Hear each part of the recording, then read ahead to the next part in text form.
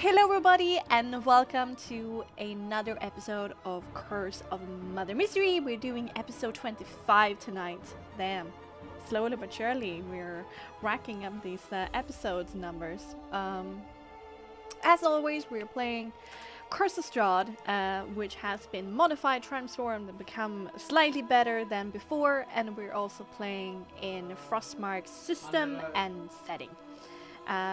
There is a content warning for tonight with bad language, gore, and gothic horror. With me, I have a wonderful cast of players. I got Lady Lyra, the half-elven Magus, played by Julie. Hello! Hello! I got Kelvin, the Gnome Ranger, played by Wee Woo. Good evening. Hello. Hello. And then we got Nix, the Vistani Tiefling Bard, played by Adriano. Welcome. Thank you. Happy to be here. And certainly not least, we got Sir Aspida, the Dragonborn Paladin, played by Arinox. Hello! Hello! Every time.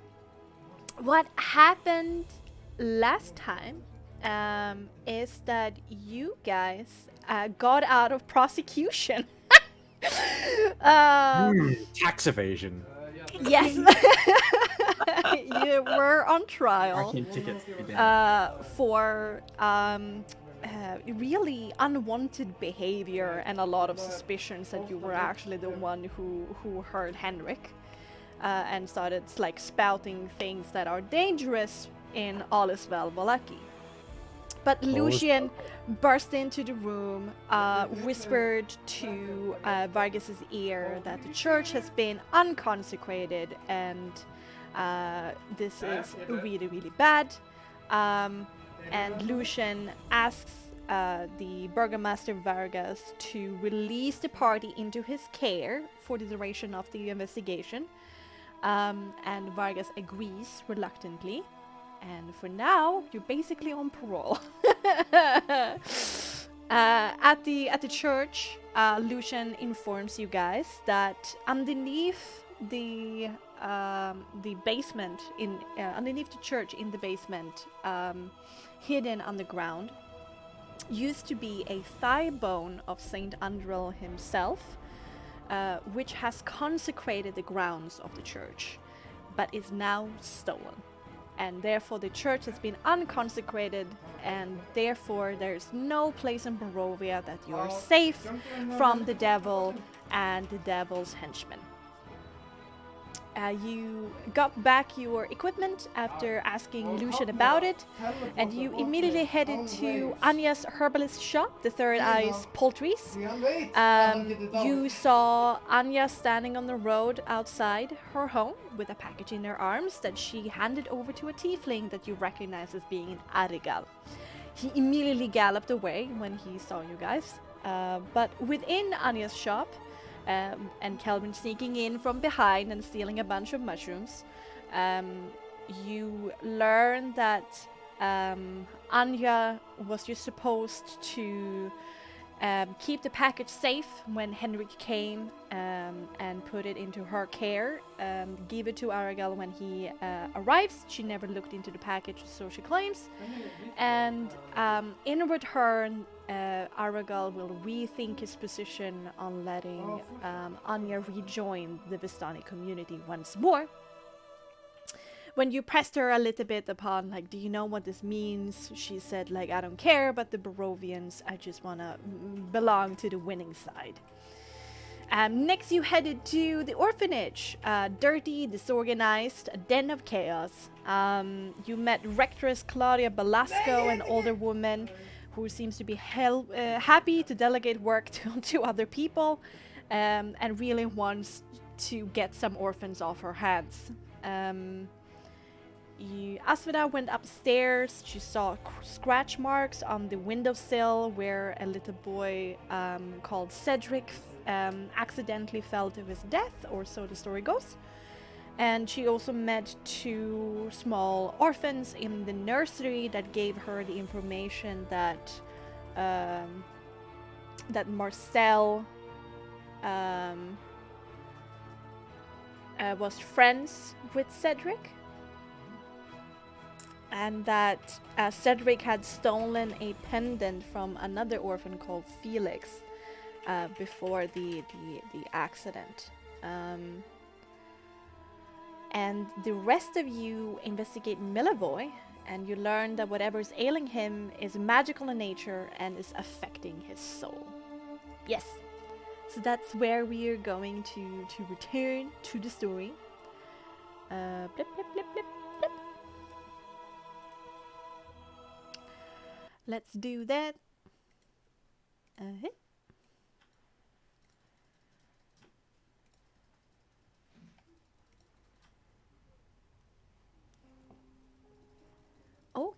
Okay.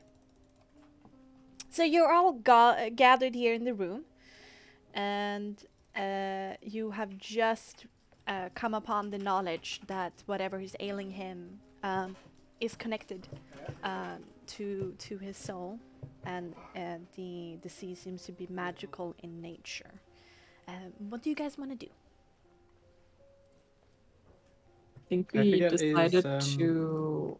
Oh, I'm sorry. I was gonna ask if Milivoy was awake or not. I forget. He seems to be unconscious, even though he's moving around a lot in the bed and sometimes like murmurs to himself. He seems to be gone in his head, basically. A fever dream. Yep. Alright. I think we decided at the end of last episode to go ahead and see Father Lucian about it. Yeah. That Perhaps he caught it from something, or like. Do you think there'd be anything around here that would cause this? I mean, affecting the soul—that's quite a thing. do you think he went somewhere or was touched by something? Cursed, infected, something. It It could can't be just have come out of nowhere. could be related to the ailments that afflict the rest of the children and staff here. There are other afflictions here as for that. Yes, remember that boy I healed in the tavern a day ago? The one with the bruises all up his arm. Right. Well, I didn't pay too much attention. I was kind of preoccupied. But yes, I remember you taking care of a small boy in the tavern.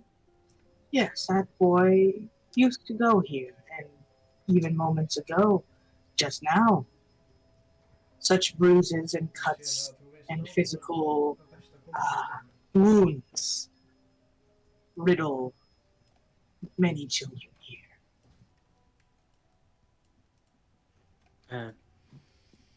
That sounds very depressing. To be an orphan without any parents and also to receive some physical abuse. Yes, but I first thought maybe there was an undead ghost, some sort of thing. That's why I did what I did earlier. Since the undead. There's none here. None at all.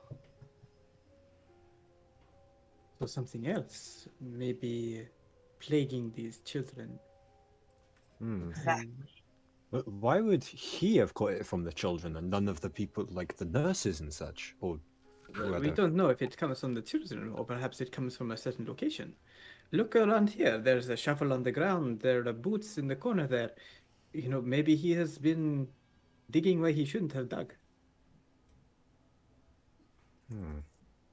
Well, then we could maybe have a look about some recently dug spots to poke our noses around. Maybe fend people from getting this as well.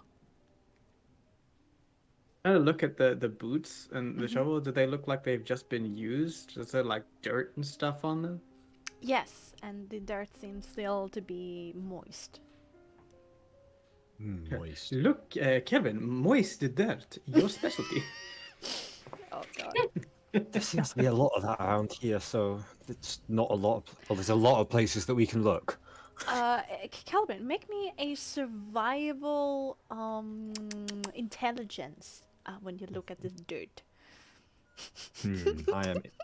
I am inspector of dirt. Yes, you are. I got a Woo! 19. Fuck Damn, yeah, let's I am go. the inspector of dirt. Good Just Um, gives them a boy. bit of sniff, a bit of a lick. This Bit of a tastes taste. nearby. Ew. Crunch. Yeah, it's a bit crunchy. No, There's stop. some minerals in there. It's healthy for you. You know, it's like mineral water, but dirt. Okay. What you learn from this dirt, and this is only you could have gleaned this information, considering your backstory and personality, is this dirt seems to be coming from hard packed dirt. There's a certain dankness to it, as in it's not been aerated that well. There's not that lot of insects within it, and there's also a little bit of like moss and fungus growing within it, probably from a dark and musty place. All right. Does that remind me at all of down in the basement? Down in the Under the basement, under the church of Barovia. Did we go down there yet? I need to Yes, ask. yes, you did. You went down there to deal with Duro, and ask We for the went in Barovia. yes. And the answer is yes. Okay. Yes, it does.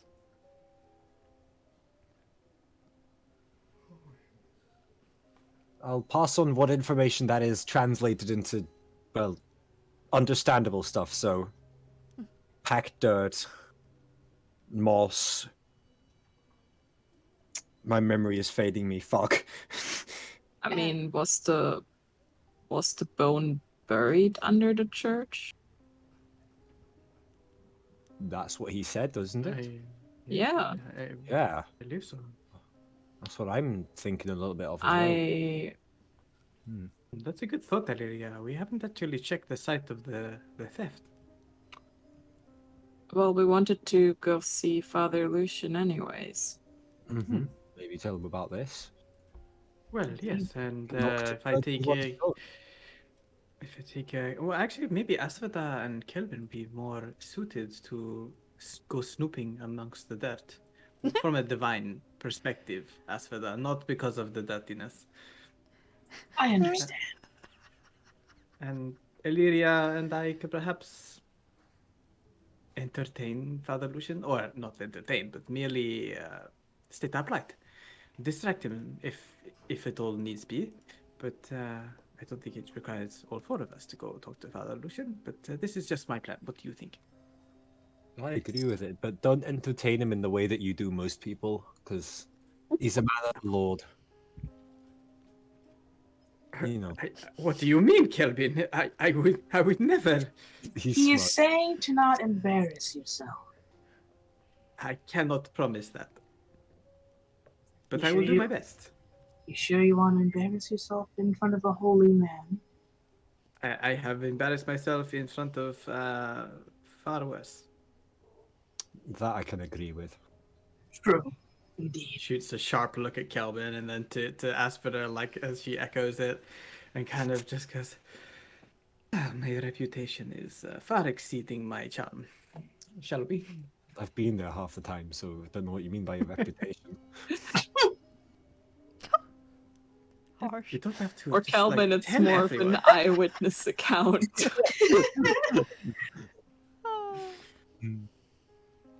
So, you want to head off, Asfada? Pardon? You want to head off? Oh, yes. Right. Let's go. You guys coming as well? I think Yeah. we're gonna go talk to Father Lucian whilst Yeah, you go. I think dirt we're snooping. headed the same direction. I was thinking.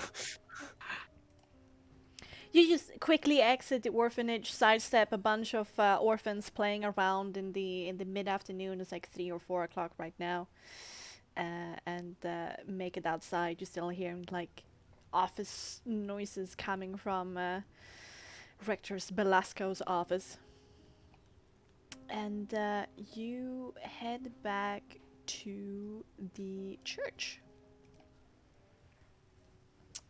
Church of Saint Andral. So all of you head in. Yes. Yes. Yes. Yep. Okay.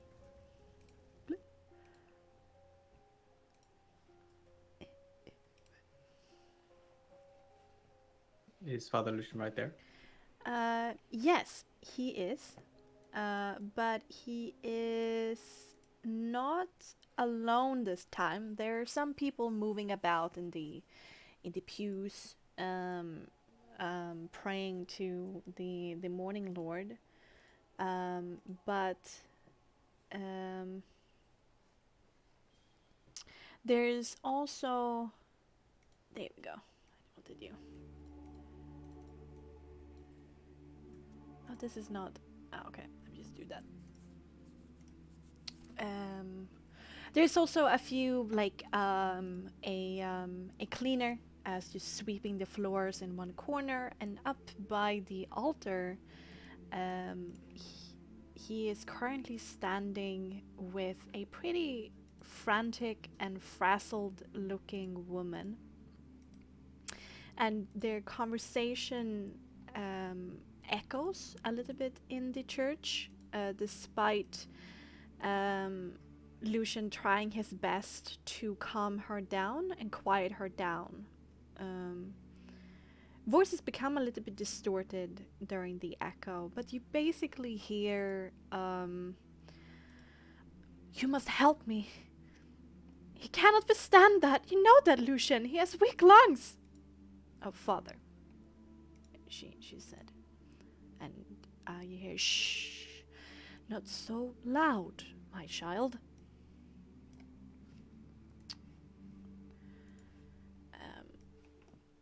There we go.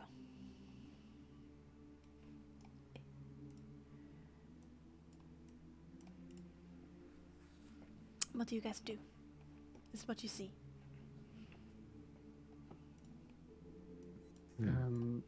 Is there like a door to the rectory or to like a location off to the side? Like I can see there's one on the picture, but I don't know if that's the case.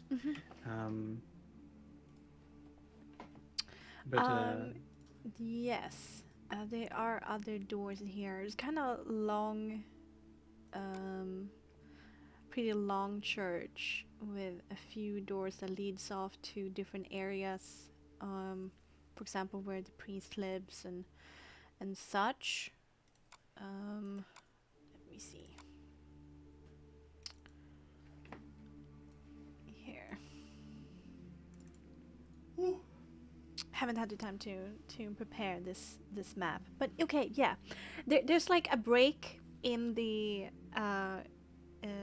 benches that kind of create this little walkway that goes off to like a side wing of the church, where you can see a set of stairs going down and what seems to be doors closing off to rooms. So like in the middle of the church. I guess I'll point that out to Kelvin and ask for the stairs down corridor, and I'll take a couple of steps down the aisle down the middle, and just like at a respectable distance, just stand there waiting. Obviously, you know, if there's only a few people in here, you might catch a glimpse of us at some point. Yes. When you hear, no, actually, let's do Asphodel and Kelvin first. You immediately take off to the side, going down the stairs, I presume? Yep. Screw asking permission. It's not as if I asked permission when I stole those mushrooms. We don't need permission. We've got the badges or whatever. We're under his employ. We have badges? Well, Yeah, the symbols yeah. or whatever to help us get in and out of Vallaki. Oh, okay. Oh no, Nice. that was just word of mouth. You didn't actually receive. Oh, I any. thought, yeah. Yeah. Oh, okay. You just informed the guards that you were going in and out. Oh, okay. But there's just that one basically male servant like sweeping the floors that give you a little bit of a confused look as you go downstairs, and makes like a note to talk, and meant a note to himself to talk to Lucian about it later, but he doesn't stop you. Stop you guys. You head down basically a square stone stair that goes down into what seems to be pretty similar to the cellar that you saw in the Church of Barovia, but this one is larger and it's not empty. It's full of crates and sacks and barrels and candles and torches. A storage room for whatever the church requires.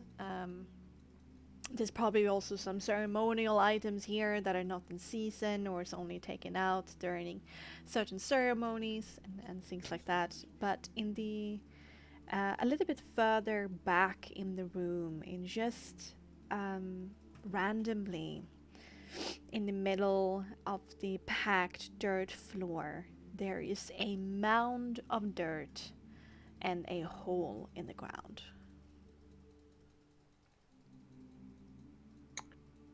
Inspect the dirt. Yes. Taste the dirt. Oh, I am a The dirt. Lick the how ground. moist! How moist! Is it? Is it dank? I've had moist. Is it?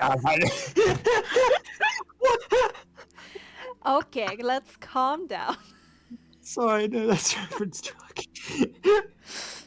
Let's calm down a bit. Okay, I want to taste. So I want to test the dirt. Yes. May I with survival intelligence? Yes, another yes, wish. do that. But with advantage. Yeah, I'll Oh, look at that. Oh, let's go! Just I don't need advantage. Holy shit. Okay. Well, looking at the dirt. taste the dirt. Dirt connoisseur.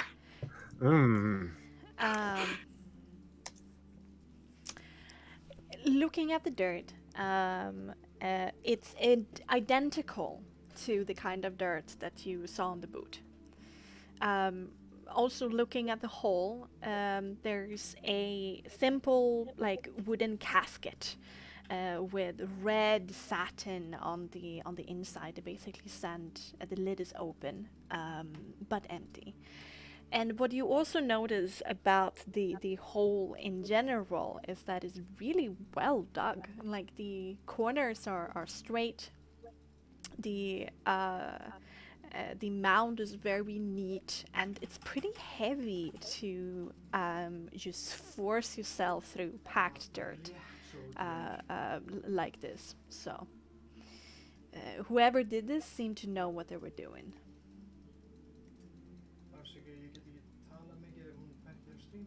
I'll pass that on to Asphodel for sure. All right. Pretty sure this is. Yeah, this tastes like the same dirt. Yeah. You tasted it. Do you not? No, I'm not. I don't eat dirt. Weirdo. He just gives him a look. He looks serious. Well, all right. But given, the sharp angles of such a hole. Yeah, I'm almost Yeah. 100% sure it was fucking him. Mm-hmm. Because also, just literally everything points towards him. Unless somebody set this up perfectly, then. Also, I guess our sick friend must have handed it off. Could have been cursed that way. Who knows? There might have been some sort of protection on the little thing, and instead of people not actually being able to step here, they just get sick. I've no doubt. I'm more surprised they put it in here, of all places. And with little to zero protection. Indeed. Not even a Wow. guard anywhere. But that would kind of give it away still. I guess he depended on, People not knowing. people not knowing and just people watching, passerbys. Hmm. I think we should try and ask him when this was last opened. Like, would it have been when, you know, it was put down? That'd be a good question to ask. Actually, can I Only, know that from inspecting the dirt? how old is this dirt? No, how, when like, was it last? has it opened ever since, like, you know, whenever he said it was, you know, put down, other than, you know, now?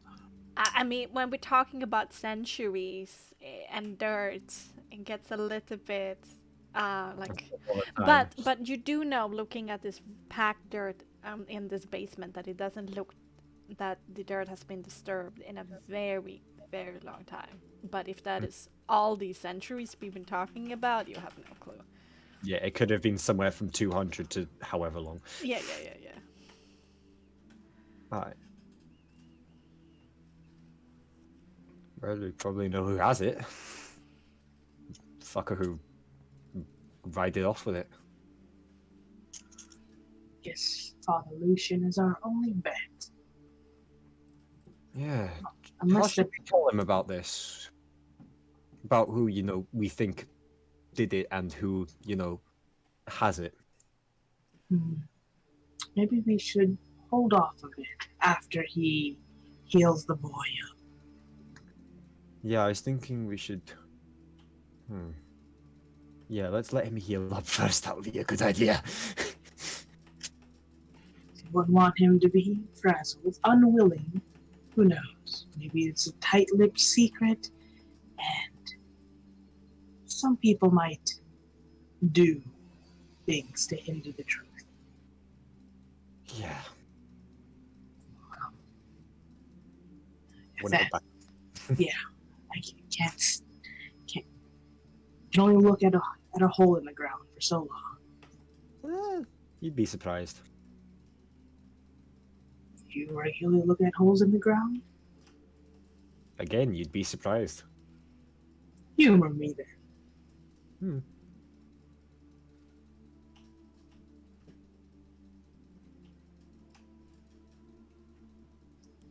Well, Do you feel happy? All right, Illyria, Nyx. You have walked down the aisle at a respectful distance to this conversation up by the altar between Father Lucian and this pretty anxious-looking woman. And the last thing you hear in this conversation is when the woman says, "Please, can you do anything to get my boy out of that cell? He doesn't deserve to be there. It was just one comment, Father Lucian. Please. He must understand the burgomaster that he's just a young boy."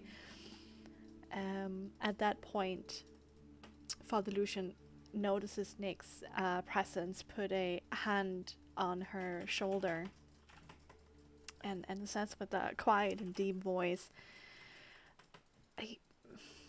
I will do everything that I can, Wilhelmina. I will speak with the burgomaster as soon as possible.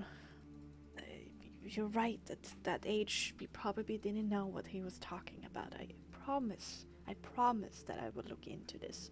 But there's also a lot of other matters that are burdening my mind. I want you now to go home and eat something, and let your husband take care of you. Let you take care of each other in these trying times. All right, I will be with you shortly. The woman nods, blinks back a few tears, then turns around, almost like stopping in her step when she's seeing like Nick's there, surprised, takes a wide berth around you, was like looking down onto the ground, refusing to look at you any further, and heads out from the church. Could I determine, like, what's her emotional state looking at me? Yeah. Is she afraid, or is she more like pious, or I don't know? Yeah. No, let's do a empathy composure. Seems weird. Yes. 14. Well, what you do see is like obvious that she's scared and worried about something, but specifically pertaining to you, first of all, it was shock seeing you, and then it was like aversion from evil. Right. So I could perhaps or gather that she was treating me like a devil. Mm-hmm. I try to dismiss it as best I can. My friends, have you any news for me? What can I do? Says Father Well, Lucian.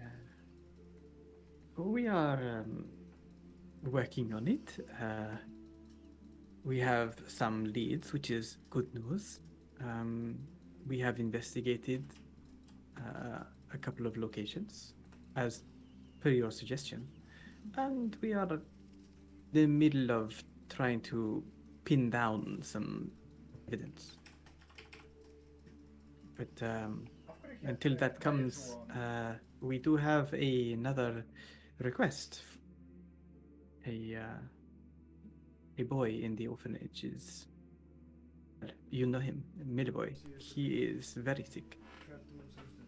Sick with fever and in a delirious state. Still delirious. Oh no, have the sickness have progressed that far? This is news for me. Well, of course.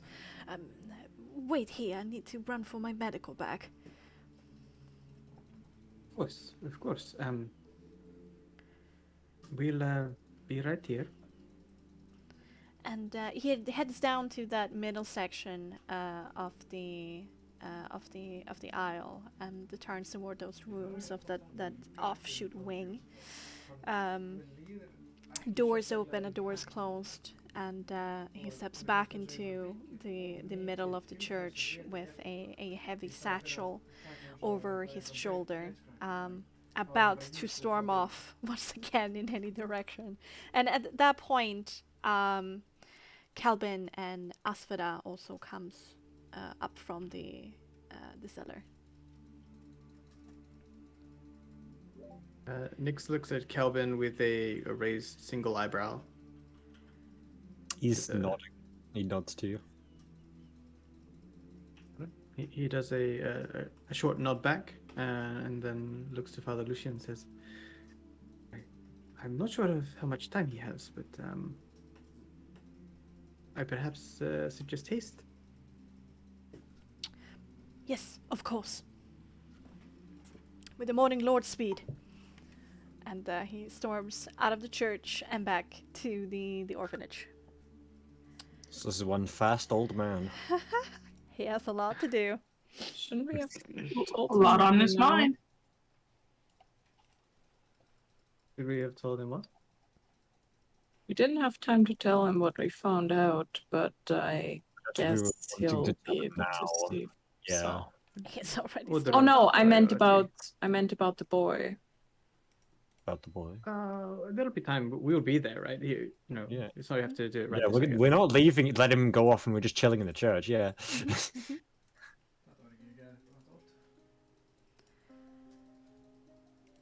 I mean, I would assume we're going after him. Yes. Once again, he just crests through all the people who wants his attention, deflecting, greeting as best he can, and then eventually, there we go, and Judy, you too. There we go. Why is Nix on the table? I'm perching like on the side of it. Like I'm not So like you better sitting on like it. stand on it. There we go. Is that better? Thank you. I'm leaning. You leaving? Like, Nyx just wants the best view in the house. Yeah. Or But some as for the- adjective. Standing on the table, doing a tap dance. Yeah. Yeah. Nick's just Inspiration. dancing on the table. Doing a little, Inspiration dance. Irish jig. Yep, it seems like the moment to do it. Appropriate. Yeah. Lucian immediately rushes forward and takes him in, and he like murmurs to himself, "Oh no, this is not good. Oh, look at you! But how could this have happened so quickly?"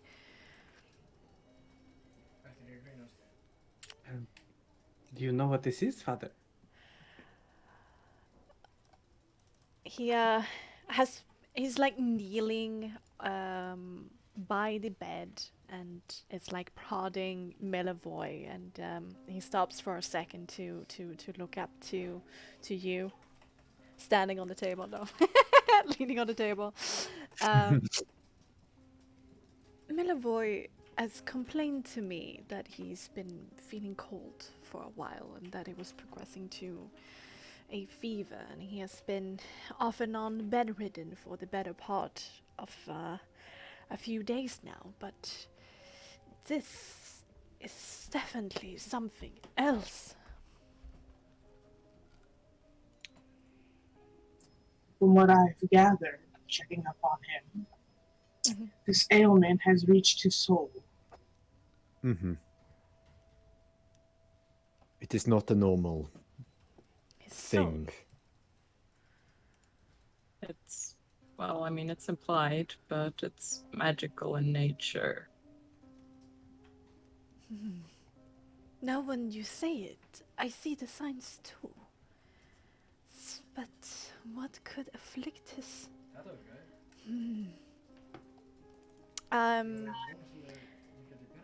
You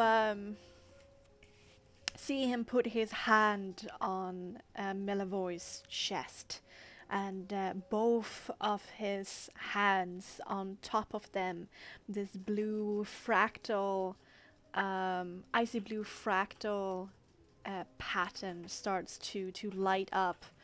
And it's that kind of icy blue that seems more like clear and comforting rather than being a bit cold. And a little red soul escapes this fractal pattern and turns into a golden light that suffuses Melivoy's body. And immediately a really furrowed brow appears on Lucian's forehead. He leans over again, this time the same pattern lighting up, the red soul coming out, and he places his hand on his head, and a brighter white light goes through head to top to bottom. And still there's no change in Melivoy, and that crease in his forehead gets even deeper, and he kind of sits back on his hind legs as he's kneeling by the bed, and is just staring at Melivoy in silence. I recognize what spells he's casting.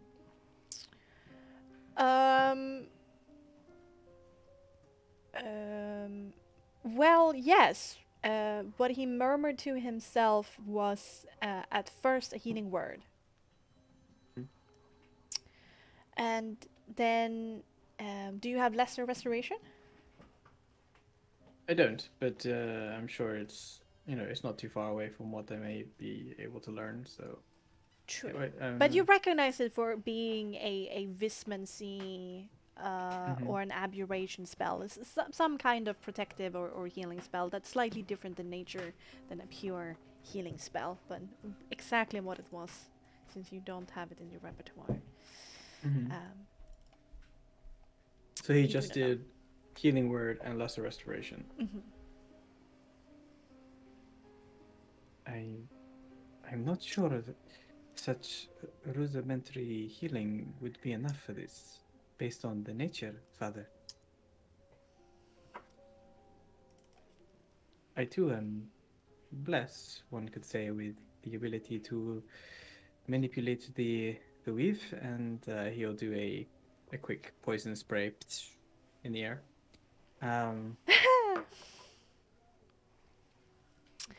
It is beyond my understanding as well.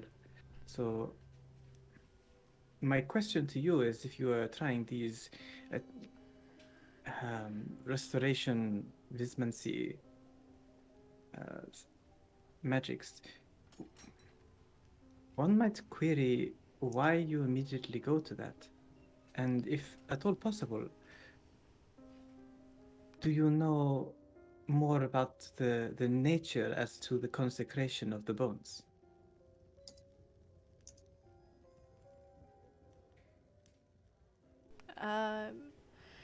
He takes a while to speak with a pause, and then says, "From what you told me, I just wanted to make sure. I didn't believe that any of these two miracles of the Morning Lord would work in my hearts of hearts, but it never hurts to try. And you can learn by casting these spells. And the more I interact with the body, soul, and the mind of Millevoy, the more a creeping feeling comes upon me that there is something that has diminished Millevoy's soul, and his body is dying because of it." Diminished his soul? Yes. You can diminish a soul? Yes. It's a rumor, a old story of Saint Andral himself, who apparently learned a way of taking souls from other people in a way that it only took parts of it, not the whole thing. And acolytes of him who would give up parts of their soul for his grandeur would sometimes fall ill. And the symptoms are very much similar. But Saint Andra never took this much. Millevoy is dying. His soul is dying. Can you diminish someone's soul without them, like, consenting? Or is it only ever through that method? Saint Andral did it through consent and no other way. But I have never heard of this skill in anybody possessing this skill other than Saint Andral. And why would Millevoy surrender this much of his soul to another, to the point where it would threaten his life? Perhaps he was protecting someone. Protecting you, perhaps. Or threatened. There's no way for us to answer this question, and there's no real way for us to heal him, is there? Without getting back the diminished parts. If that is in fact what has happened, whether or not If his soul that was taken is by even another. possible. Well, true. We do not know if the bones themselves took his soul from, if this was Saint Andrew's ability. It's a protective deterrent. Do you or think something it else happened. could have been him taking the bone? She looks at Lucian. He looks down onto his hands that he has folded in his lap.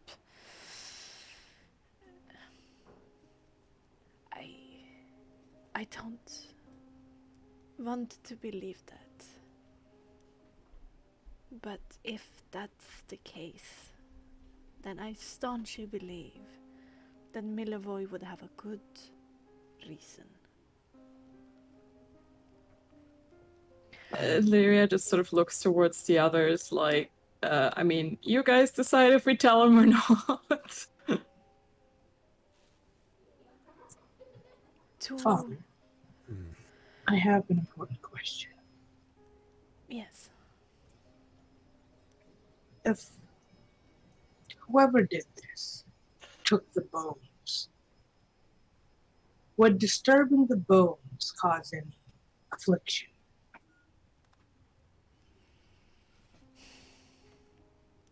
There is no passages of such written into the history and the teachings of Saint Andral. The only thing that I've been passed on, the knowledge that's been passed on to me from priest to priest, is that these remains of Saint Andral has blessed the church with being free of the presence of the devil. I haven't read anything about these other effects. And where were these bones kept? Please, you must promise me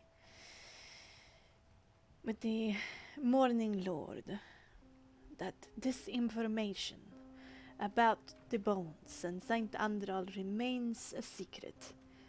Yes. And he looks expectantly between all of you. Asphod's gonna check the door. Is the door still open? Oh, no, it's closed. It's closed. Yeah. Nyx checks the windows, looks outside, like peeks through the shutters. There's no one outside. Illyria just sort of gives him a nod. Kelvin the same. Asphoda, nods her head. I vow on Boreas' name. Good. Underneath the church, in the cellar, in an inconspicuous place, the bones have been put in a wooden box.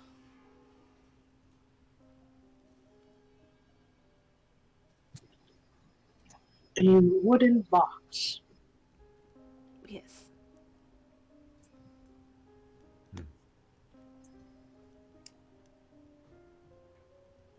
How big is the box? About yay big. Crate. I assume that you described the box that you saw in the cellar. Yeah. He nods his head a little bit, as like slowly, like, yeah, probably. It's like describing fish, you know. It was this big. yeah. Like you can't be. I swear I caught it. You can't be super duper precise, but he seems to say like, yeah, that could be it. That could be it. And Milivoj here. How many days ago, when you became bedridden? I think about a week ago, he complained to me about a cold that then developed into fits of fever maybe 3 days ago. Then he started getting bedridden after that, and he said that I should keep my magic for those more deserving, and that he would just sleep it off. I was planning on coming and taking a look at him later today, but with everything that has been going on. But that makes me think, if this had the same symptoms from day one, then this could have been a gradual siphoning of his soul.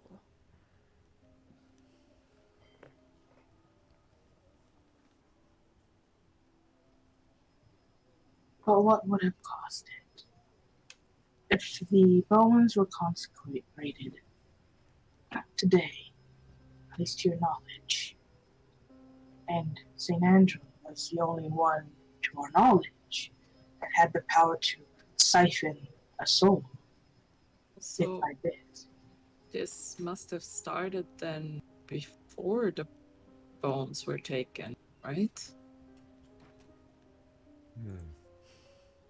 I But chastise myself for not being more harsh with the boy and immediately trying to heal him with the morning's Lord's grace, because then I might have known this for certain. If it is the case that he was ill because of this condition earlier this week, then we would know for certain. Maybe one of the other orphans can tell, or even perhaps the lady of the house. There have been other people who've seen Milovoy, not just yourself, Father. Well, but we can't be for certain that those symptoms were the same, I think is what Father Lucian is saying. Of course, I was merely trying to say that it's possible to ask other people when Milovoy started complaining about feeling unwell, if it was before or after a week. More precise dates. Are you asking this question or from the perspective of if it has to anything to do with the consecration of the of stealing the bones, basically? Yeah, like if it was Because for the presumably Lucian said that he felt the bones missing when he woke up this morning. Oh, I see. Yeah, that's But- what I said. So this must have started before. But something else was. Lucian But doesn't we can't know say for sure. if it was a Certain, I natural can't speak. sickness like a week ago, like the cold was natural. Yeah, I mean, He doesn't know for theoretically, he could have been coming down with a cold, and then he just like happened to take the bones, and now he's like missing a big chunk of his soul. Like bit by, didn't like Yeah. I peeked into the box, like took one bone, and then closed the box, buried it, Yeah, piece by piece. Yeah, piece by piece. It's a question like kids just notice stuff, and I don't know. It's just possibly something we could, inquire about if any of the other kids in the orphanage where Milovoy is actually living, whether or not there was any comments or any sort of thing that they would have taken note of that might add to the whole story. But no, it's the only thing I was thinking of. Who else knows about the location of the bones?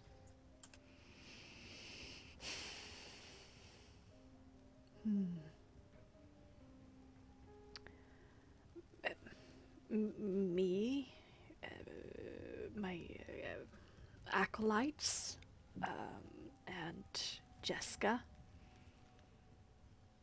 and Milovoy.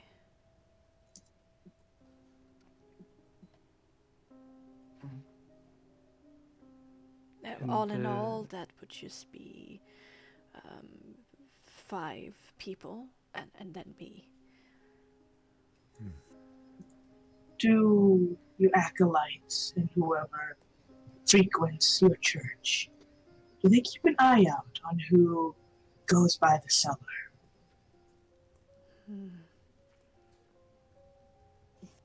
Our tactics has been to be non-suspicious. If we think that we have nothing to hide, then we have nothing to hide.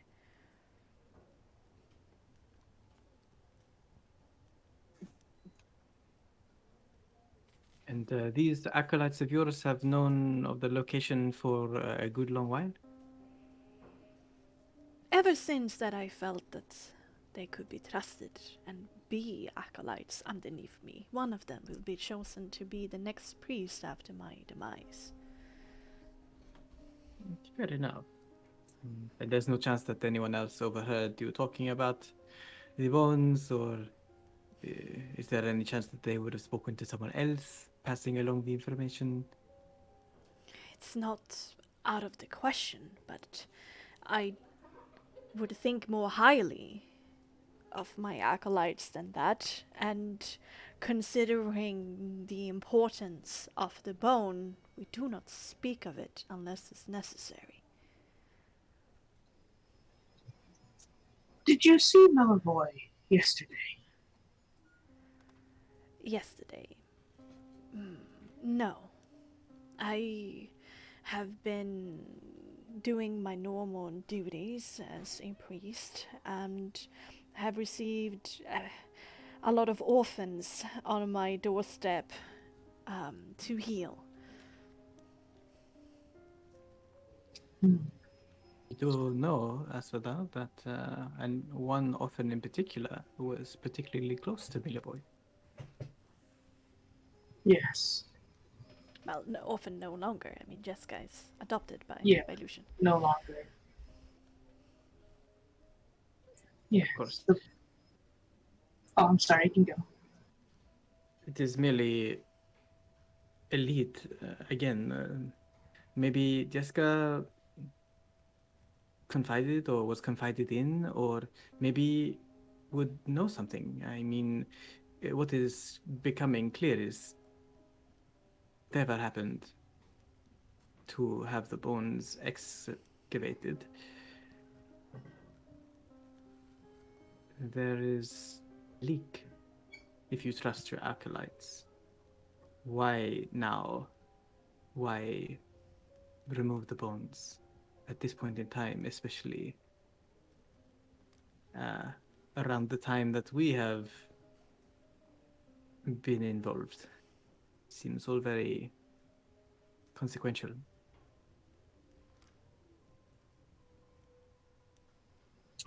What do you mean with that? That the timing of our arrival? Are we the distraction, or are we the target?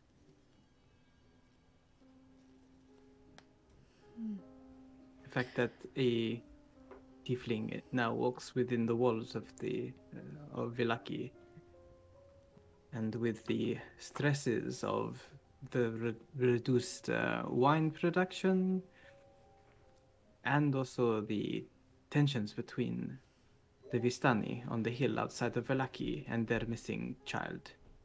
All of this culminating in one big melting pot, one big stew, seems far too convenient. I think it's coordinated. Maybe we also shouldn't forget about the undead outside the city. True, and if this place is no longer consecrated, no longer protected from undead, what is to stop them from marching on the gates of Vallaki? Yes, and we can't forget about whatever's happening to the children here. I think perhaps we should check on the ones outside the wall, because that might be a bit more of a pressing situation with especially this. And by that he just kind of refers to the deconsecration. To check if they're advancing or moving or change? Not a bad idea, is it? I can check really quickly. Give me a moment. And We she's also, She's gonna at some focus, yeah. point soon, should follow up on our lead. Which Yes. one now? The package. Ah, yeah. Yeah. Hmm. Lucian says,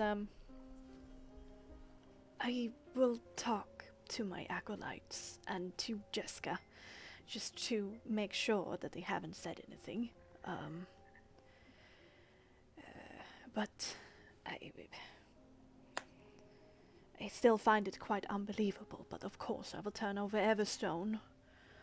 And for Milavoy, there have been stronger priests in the past than I who have created scrolls passed down with stronger magic than what I can conjure. If whatever source of what's siphoning Milavoy's soul stops, that I might be able to reverse some of it, so he has the strength to recover what is lost of his soul. But I fear if this continues for a few hours more, then his soul can be without saving, Oh shit. without the reach of saving. To siphon somebody's soul, do you know anything more about how it works? It's... Since I only heard of one person being able to do it, I would say it's rare from this a simple fact. It starts to desperately trying to revitalize these passes in his head, like he's searching for the exact wordings and the chapters.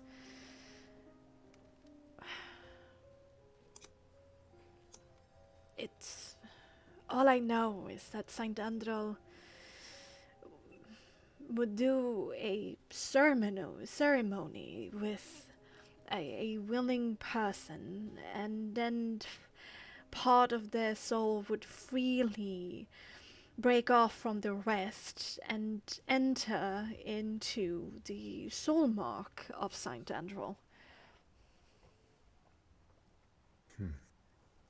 I'm just like, would the source of this, I know you only know of it from what you've heard, but would the source of this have to be nearby, or?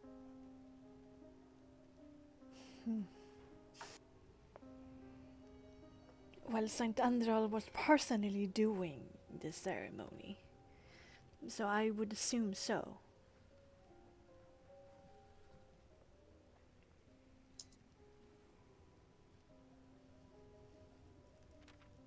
But there might be other ways of doing it. Maybe, but I'm just like trying to think of a way to help him. Sorry. Of course. As I said, any stone should be. I'm just Turned. wondering if it would help if somebody would keep watch, but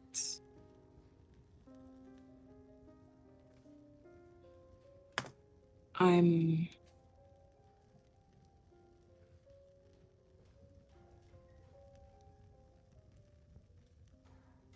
not very well versed in matters like these.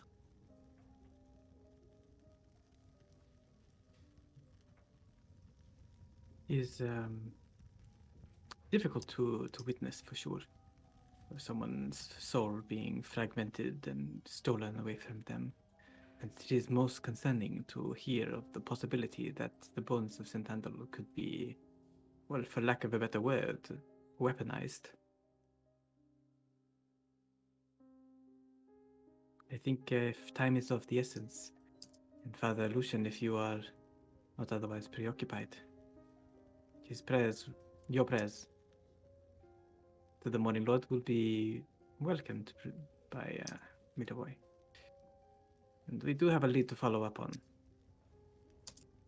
It shouldn't take too long. Yes, of course. I will stay and pray for Milavoy for as long as I can.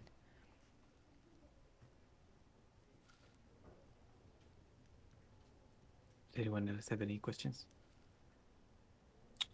Is Illyria still giving the look of, is anybody gonna tell him? Anybody gonna tell him? I mean, Illyria gave you that look earlier, but she's kind of moved on from that. She does look a little bit conflicted about it, but Alright. she's more like, I really want to like help this like person, even if we know what he did, because like we don't know what the circumstances were. Yeah. May, while like this whole, first, with Yes. that primeval awareness, what, have they moved at all? No, they remain in the same area. When she, gets that information, she just lets everybody know.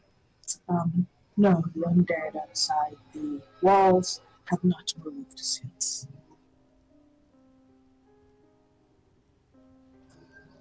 However, in regards besides that, and she'll look at Father like Lucian, and second thing idea. May I make an empathy check for like the time I've spent like here with Father Lucian to detect that he is like wholeheartedly like that he's not hiding anything. He's wholeheartedly like worried about this kid. Yeah, no. Let's do that. Do the thing, Julie. What? No, it's a Legend of Korra thing. I'm sorry. I remember that. I know. I was really confused for a second. I'm sorry. It's more of a Shuli. It was, yeah. Jackson keeps saying that, so I just kind of associate it with me now.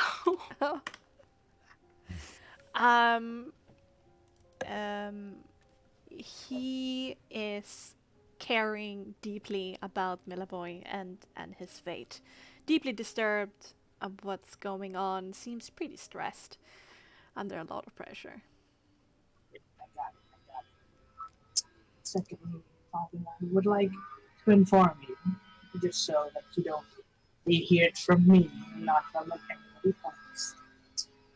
As when we first checked up on you, we did notice the still moist dirt of Milavoy's shovel and boots here.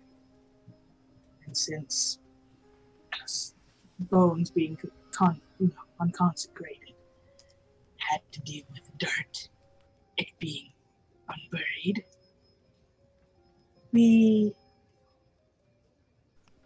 looked to the lowest levels of the church, the cellar, not knowing before what to find.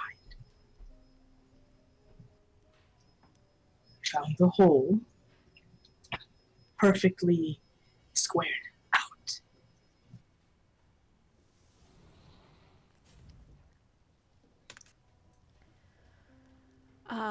That deep furrow in his brow returns. And he says once more,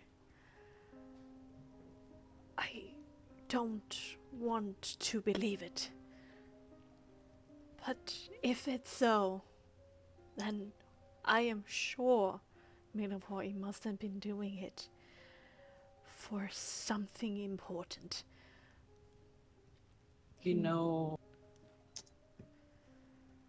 he operates by threatening people. Maybe the orphanage was threatened. Milavoy, the little salary that he gets from me and as my gravedigger, a majority of it goes to the orphanage and the children. And when he's not working for me, he's helping around here. He's the big brother of everybody here.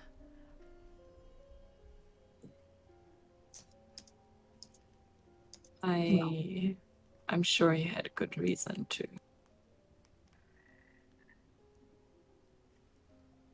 He nods, and then he goes, "Well, whatever you want to do, you must do it quick. I will pray for his soul." And he like starts murmuring passages and things like that.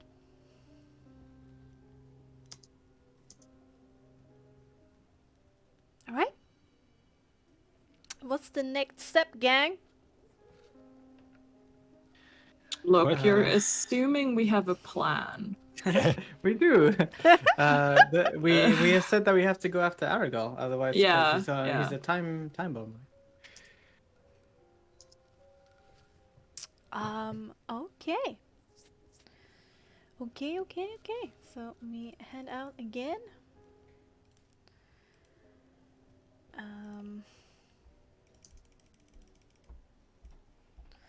I will just put you in the like, 0 position out here. Starting position, I guess. Blip, blip, blip. Bloop, bloop, bloop. Blip, blip, blip, blip, blip. Uh-huh. Actually, let's do that.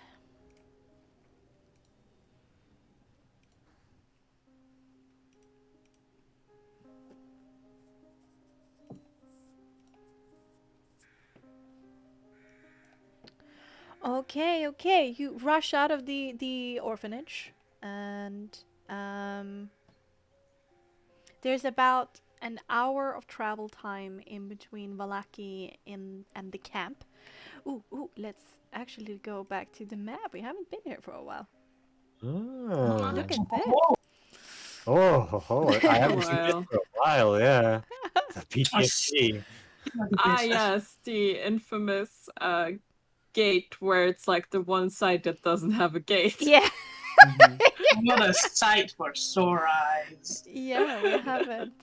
We've been in Vallaki for such a long time now, so Yeah. finally back. Well, finally. Can zoom out a bit again. All right. You head on out, and the orders that you are like allowed to come back and leave is still standing, but you know that if you don't come back probably before nighttime, that Lucian can get into trouble because he has responsibility of you, and like the gates kinda they do not open for anything after dark. But it's probably before right now, so you have basically 2 hours on you to come back. So, woo! And it's a little bit less than an hour to travel to the camp by the water. So you won't have too much time in the camp, or you need to get yourself horses and like quickly rush back. Just so you guys know. It's time to loan some horses. Yeah, you can also loan some horses. You can probably loan them from the church. I mean, Lucian probably has a horse. Can ask her to fit on a horse? Isn't she the size of a horse? We need a She'll donkey. She'll take the biggest horse It's or the gonna be like a strongest fucking donkey. stallion. You need a That giraffe. sounds more like a war horse, and that Yeah. sounds like burgomaster kind of money. I feel like it's a draft horse, you know, like a farmer type of money. But then it won't be fast, Yeah. and pressing it up to gallops will make it very Carry.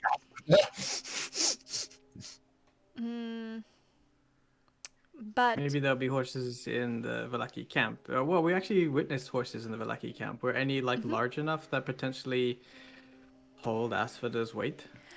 probably for the journey back, if you don't press it too much and like let it be in a trot rather than a gallop, because you have some pretty powerful horses to pull the heavier wagons. There we go. Are we just going to quote unquote borrow the horses or Well, this is just if timing gets too delayed, that will be a thing that we would just have to do to get back faster. But if we can get there and have some time in the camp. If things take a turn or we are distracted or we have to go somewhere else, then we have to use that as a way to get back. Otherwise, I don't think we need to, but good to know. Oh no, 2 hours is pretty fast. I say for just in case things go south, take the horses. Well, ask for the horses with Ask first, urgency. then just take them anyway. Oh, yes, urgency. Yeah. If the priest gives them to us, yeah, for sure, just grab them. Yeah, but the church probably just have one horse. I don't like these people don't travel that much. Probably you can bribe one of the bigger farmers who have land inside of the walls, who might have a horse, but oxen would be more common here. So I would probably roll a die to find a horse and not an oxen. And oxen I would be more wonder common. if it's worth going back to the inn and asking for a raven to go search for Aragal. Or if it's just going to be a waste of time, because we have to make a decision. Yeah. We either chase up. Yeah, I'm sorry. You can go. We either like chase up the hill on horses, or on a horse, and the others kind of like run up behind, which will probably take, an additional long piece of time to actually get there. But it's a question of like how much time we would have in the camp. Should it be all be done by foot? And how much time it would take for us to go inquire about horses and bribe people and then get there on horseback? Would it not just be exactly the same amount of time? Yeah, we might be wasting time doing that. All right, you convinced me. Okay, then running. Yup. All right, A quick march. going a fast pace, huh? Hop, Fast 2, pace. 3, 4. Hop. Disadvantage perception. Yep, and no stealth. But the road to the camp is you don't meet anybody. People seem to have finished today's like work of those few houses that is outside of Vallaki, and seems to be probably at home or maybe in the market in town or visiting the tavern. You go by Anya's herbalist shop once more, and then you set off into the Vallaki woods. Just hear a faint, where the fuck are my mushrooms? Yeah, basically. Who the fuck stole my mushrooms? Who the fuck touched my mushrooms?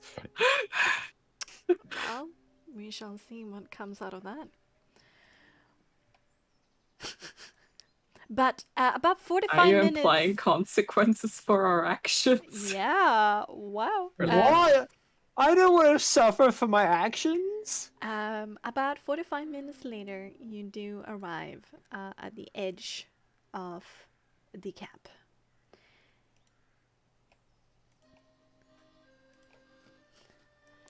I didn't expect to be back here so soon. But trust Aragal to make things worse. Yeah, and also they're probably going to ask about, what we're supposed to go to the town for. Of course, but we have been looking for the child. We have But been. it's not very easy to do so. And with tensions rising and our own reputation being sullied purely by making things worse, or at least my involvement with you is clearly making an impact on the people of Vallaki. And it's only going to get worse if anyone finds out that Aragal was involved in the theft of the bones. Hey, just as we're walking and talking, presumably,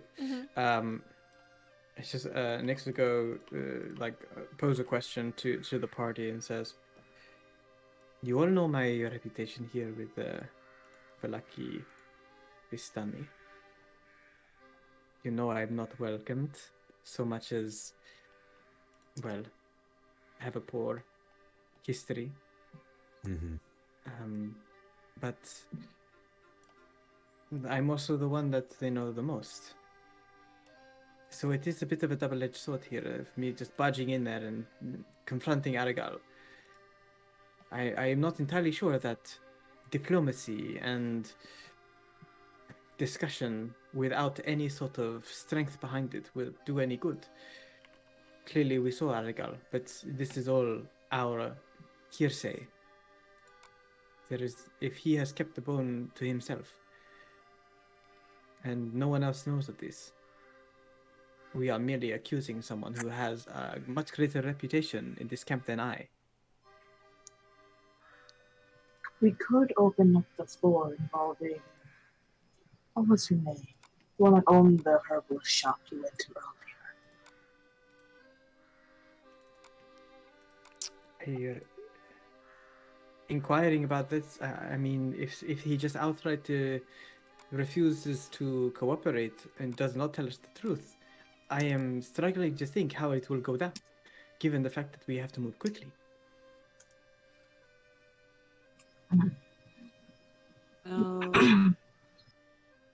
Are we going to confront him or not? That's all I need to know. I imagine we have to, but I'm wondering if we cannot be a little bit smarter than just, hey, we saw you on that horse, give us a rag that you are carrying and hope there's a bone inside. We seem to be better off with a plan, and I just want to know what you guys think this plan might be. Maybe ruffle some feathers. Try to be subtle at first, maybe? I'm not sure this is the time to be subtle. True, we don't have much time. I have to say, That's true. well, Well, we can't just go barging in, right? No, this is true. Not without some sort of additional plan. And what I was thinking was, well, he looks down at Kelvin. Yeah. you want me to sneak in?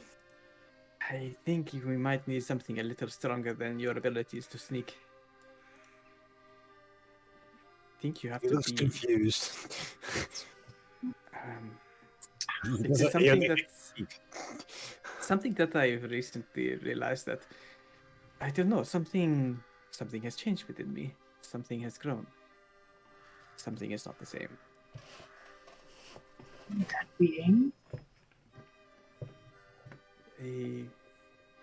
It's hard to place it. I mean, to translate it, maybe more self-confidence, some reassurance. I don't know exactly what it is, but within me, I feel like I could turn you translucent, Kelvin.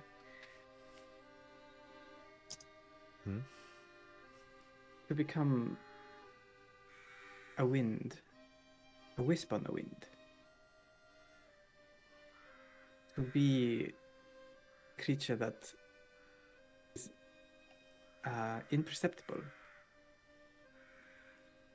And should we go ahead and confront Aragal and he dismisses us, the next thing maybe he will want to do is go check on things, see if everything is in order.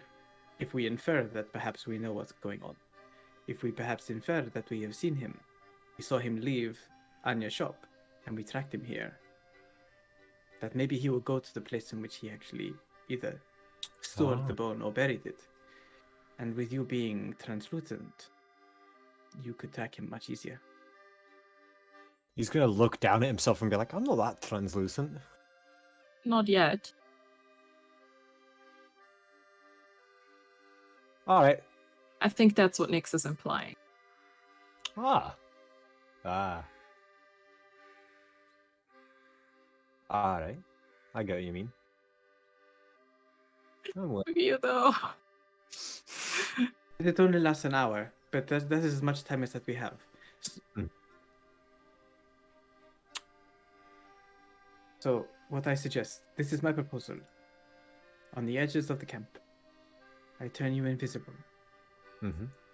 We go up and confront Aragal with the conception that we know what you did. We disapprove, and we need the thing back. If we are ever to find the girl. And if he chooses not to cooperate, then we say, we are not them. We saw you. We know where it is. We are just doing this as a formality because we do not want to, cause massive amounts of tension. Should he then dismiss us again? We say that we know where it is. We leave, and Kelvin, you do the sneaky. You follow. If he does. Otherwise, you come back to us, and we will wait on the edges of the Vallaki camp. That's my plan. Mm-hmm. I think Alright. that's as good of a plan as we're gonna get. Better than mine. You had a plan? You had a plan? I just wanted to eat some mushrooms, okay? And what does the mushrooms have to do with a plan? I think the mushrooms were the plan. Mm-hmm. Right.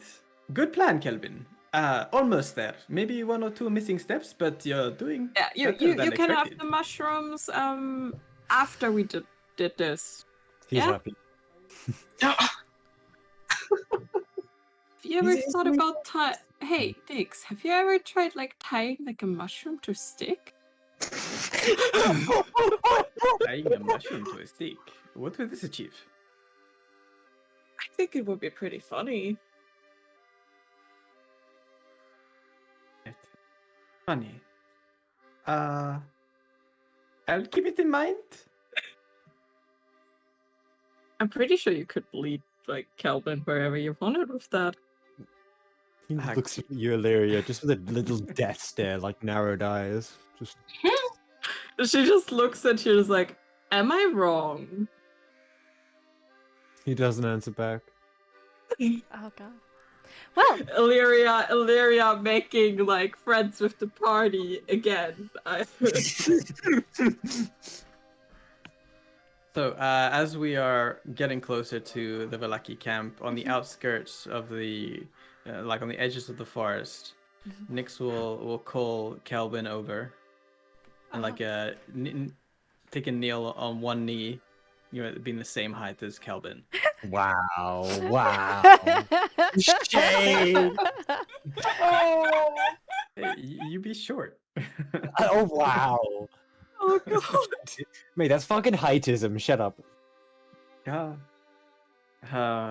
You And cunt. he looks in Kelvin in the eyes and puts his hands on either side, on either shoulder, and Right. says,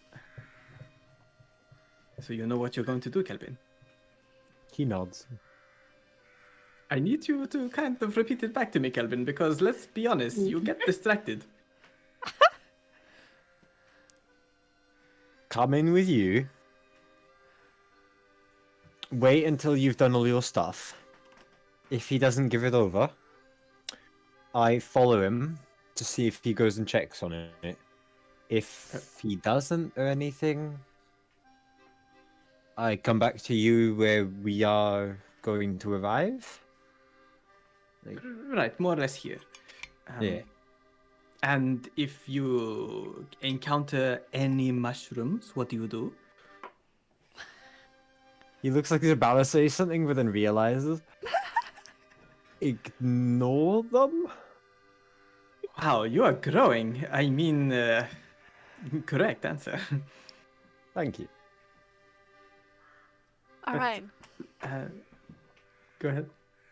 Oh, I was just about to cut to a break there, but you go ahead before the break. Okay. And he says, "Well, I have faith in you, and I believe, well, whatever happens, you will do your best." And his soul mark will not flare. Oh. as its sole master. Mm. And you see a shining golden light shimmer around the outside of his irises as he stares into your eyes, and Kelvin disappears. Poof. Yeah. Calvin is nowhere to be seen.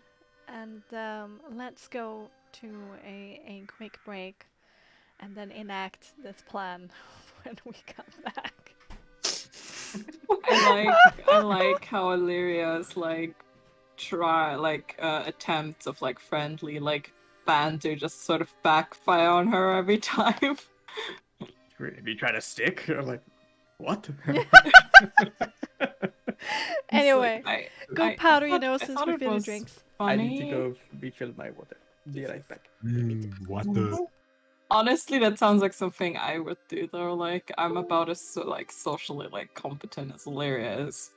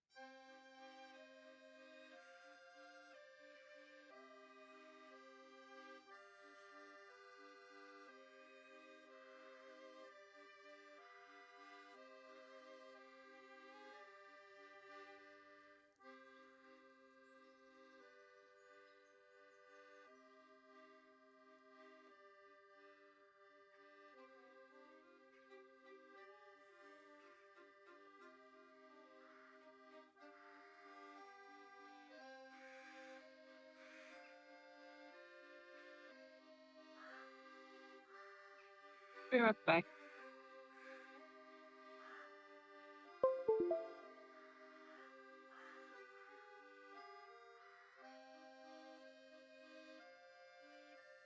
Alright, I am back. For anybody else that's back? Me have water. You have I am. water! Okay, as with Me have water. Aeronox, I mean, Jesus Christ, sometimes. I mean, but the problem with Aeronox and Asphoda is that they're kind of the same amount of syllables and start with the same letter, so... I see.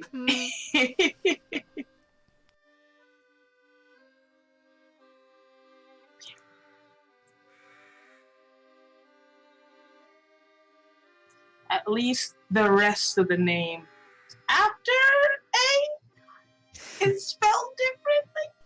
Yeah. No, but I'm just saying that sometimes my head is like I'm just going A, and then Asphoda can come out.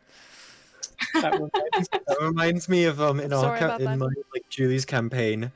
There is somebody who was in the original party, which has now changed a bit because people have come and gone. Mm-hmm. Was called Mogus, Okay. and then we have Silent who plays Marrow nowadays. People keep on accidentally saying Mogus instead of Marrow. And like so many times. I did it last week. Like, and we haven't seen the character Mogus for like 12 weeks. Like, it's so bad. I hate it so much that I do that. Oh. Deadass. I thought this was gonna make it a Mogus like reference. I just heard Mogus. I'm like waiting for a Mogus and it never happened. Mogus.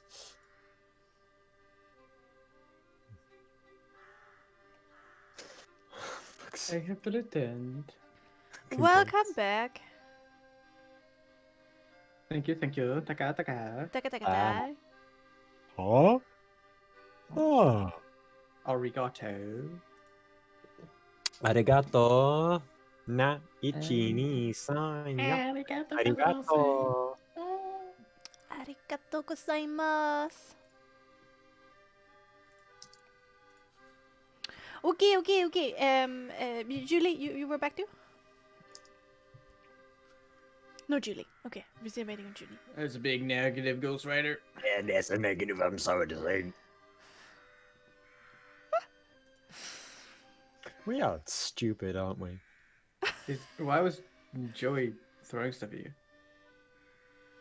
I know, he Yoey. threw a blanket to me. Ah, I asked for I'll a blanket. make it a blanket. What's my blanket? I don't know. Where's your blanket? But if you want specifically, if you specifically want a blanket from Yoey, there's a little bit more work put into that. Mm-hmm. Few Make it months happen. of courting. Of courting? I don't need months. I'd just be like What's directly courting? Wow. go right all up to him and eyebrow wiggles and Ah, yes, he's that simple of a man. yep, he is. What's going on?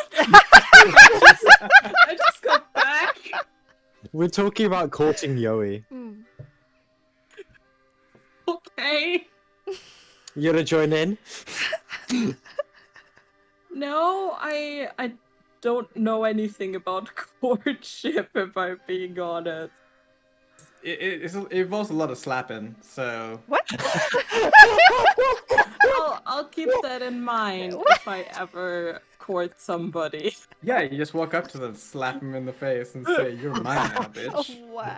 Oh, And God. that's an intense courtship call. Wow. Yeah. that- To be fair, if it works. I mean, if it Yeah, work on yeah. anyone, it would work on Yoey. exactly. I know his love language already. Oh God.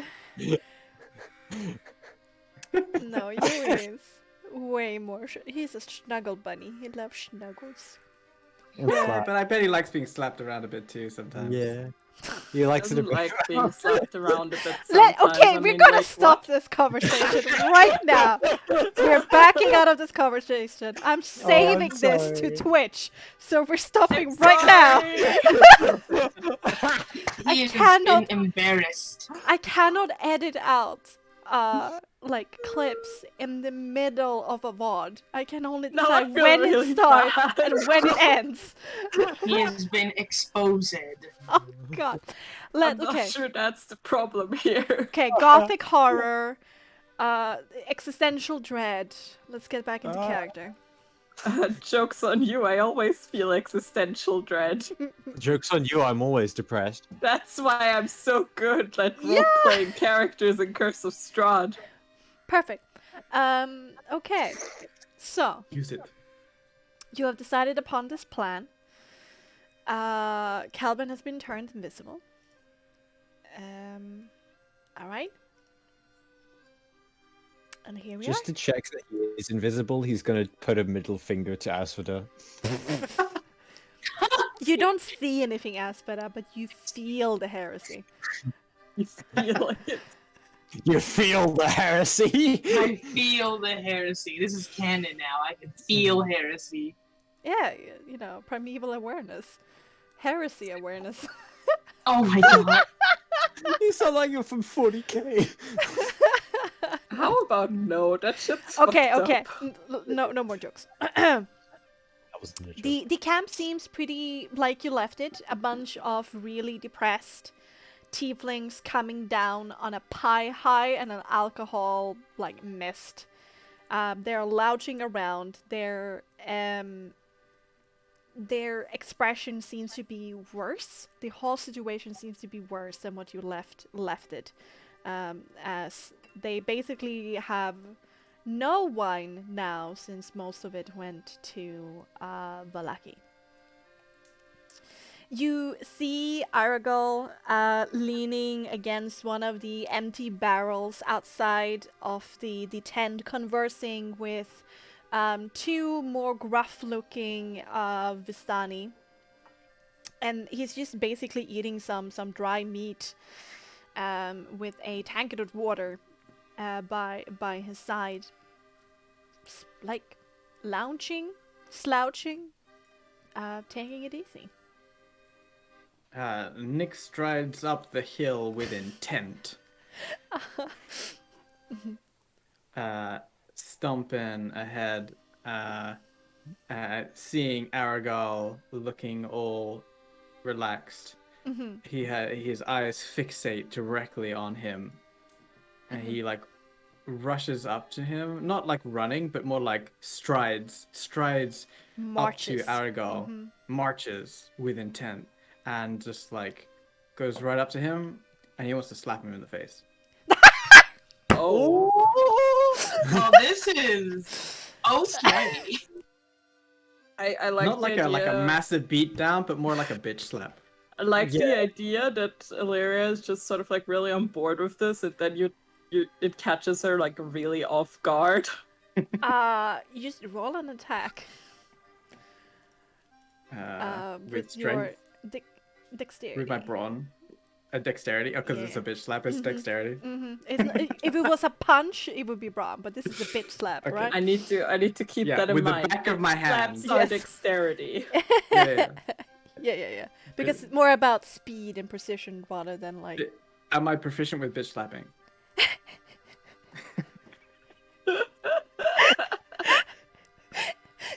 I Now, mean, this you is how have I like slapped my a lot of RPGs. females and boys in your time, so yes. Oh yeah, I've slapped a lot of asses. Oh. Yeah. Mm. Oh my. You slapped Mhm. a lot. Do I add my proficiency bonus Yes. to my slap? Yes, Okay. yes. Here we go. Peking bitch slap. Dang. Oh no. How does this translate? Uh, Just hits Illyria in the face. Used to slapping asses. Are you calling me an ass? no, wait. Okay, guys, calm down. Existential dread, gothic horror. If I repeat it enough times, it becomes true. You storm up, and you're, about to bitch slap Aragal, but Aragal has been like keeping a side eye on you ever since you started like approaching him, and there's a little bit of a smirk on his lips, like he expected you to be here. And when you raise your hand to bitch slap him, he parries it away, and it's directed toward Asphodite instead. Oh, yes, But it's more her like a- stomach. Man. Yeah. Like slap her stomach. Chest. Let's you. No, it's no damage. It's just like a little impact for you, Asphodite. And you're like, what? Okay. Kind of like quirks a brow. Yeah. And she like looks down at the hand at her like I chest. like shake my hand off because like basically slap metal. And he like gathers his composure and goes, "How dare you? Dare you, Aragol? You call yourself a Vestani? We know what you did. We saw you. You are the reason that things are getting worse around here. Isn't that true?" He takes. So like cause a scene. He wants to like do massive wild arm gestures and accusatory points, and that sort of over flamboyance. Yeah, there are several Makes us do that. tieflings who like, huh? What's going on? Fine. Poke their head out from the woodworks. Yeah. What? A what? Oh, what? Ooh. What's going on? Guys? Drunk fight? It's your Drunk fault. fight? Your fault that this is happening.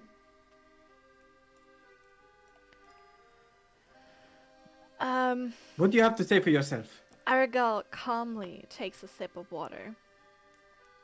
Like, Slap the cup away.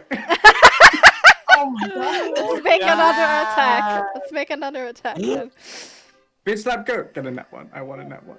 Oh god. Yo. This time you actually succeed at slapping it away, and it bounces to the ground with a clunk clunk clunk, and the water was lost, and Aragal kinda, whips his hand away, like a part of his fingers could have been like caught in an awkward angle unless he like let go with it quickly, and he shakes off his hand because there's some water that came on his like sleeve, And he sighs heavily.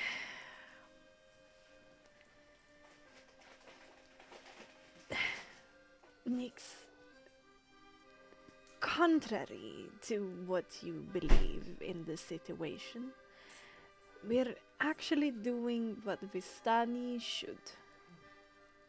We are supporting our friends and allies. Friends and allies. Friends and allies. You're here to start a war. You're here to increase the suffering of the Vistani. You're here to make things worse. Your intelligence or your cunning, your smarminess, it's not going to help you here. You're clearly mistaken the situation. You do not know what you're talking about. Oh, really? Really? And I suppose you didn't go for a horse ride today. I'm not hiding it. Consider that you saw me. I'm not hiding it. We are following our prince's wishes. Your prince. Yes, What is he up to? our prince, and your prince too. I do not think we are on the same page here, Aragal. Are you suggesting that you were part of this plot all along to steal from Vallaki and make things fall apart? Fall apart? No, it's not going to fall apart. It's going to become better. Better for us, better for them. They shouldn't be opposed. The natural order of this land is just going to create heartbreak. I mean, have you not heard the rumors of what's been going on in Barovia? No, in Vallaki. I have heard. There are so many innocent people caught in the crossfire here. It's kinda their fault for allowing that kind of burgomaster to rule them for so long. I'm just looking out for us Vistani. With this we can do trade with Barovia once more, and we will have access to Vallaki and all its corners to properly search It's for not Arabelle. their fault that their burgomaster is a madman. Well, you can see that we're liberating them then. But Are I you sure? assume you don't care that much about the cost. I care foremost about the cost to my Vistani. Really? Including that of Arabelle? We are doing this because of Arabelle, Nix. You haven't given any reports of any leads of Arabelle. No, because you are making things so much harder for us to do anything within Vallaki. You are making everyone else on edge. We were trying to figure out exactly where she had gone. And then you involved yourself in making things difficult by changing the focus of everyone in Vallaki. And of course, they're going to look at me, who looks like a Vistani, as the devil incarnate, the creature that is making their lives worse. How do you expect me to do anything if you are throwing more and more fire into the burning building? Do you want her dead? Do you want her back at all? Where is your brother? I'm sure he has something to say about this. He's out doing an errand. Don't worry. Empathy check. Empathy check. Uh-huh. He's tied up in the back somewhere. Yeah. Oh! Oh, oh God. Oh.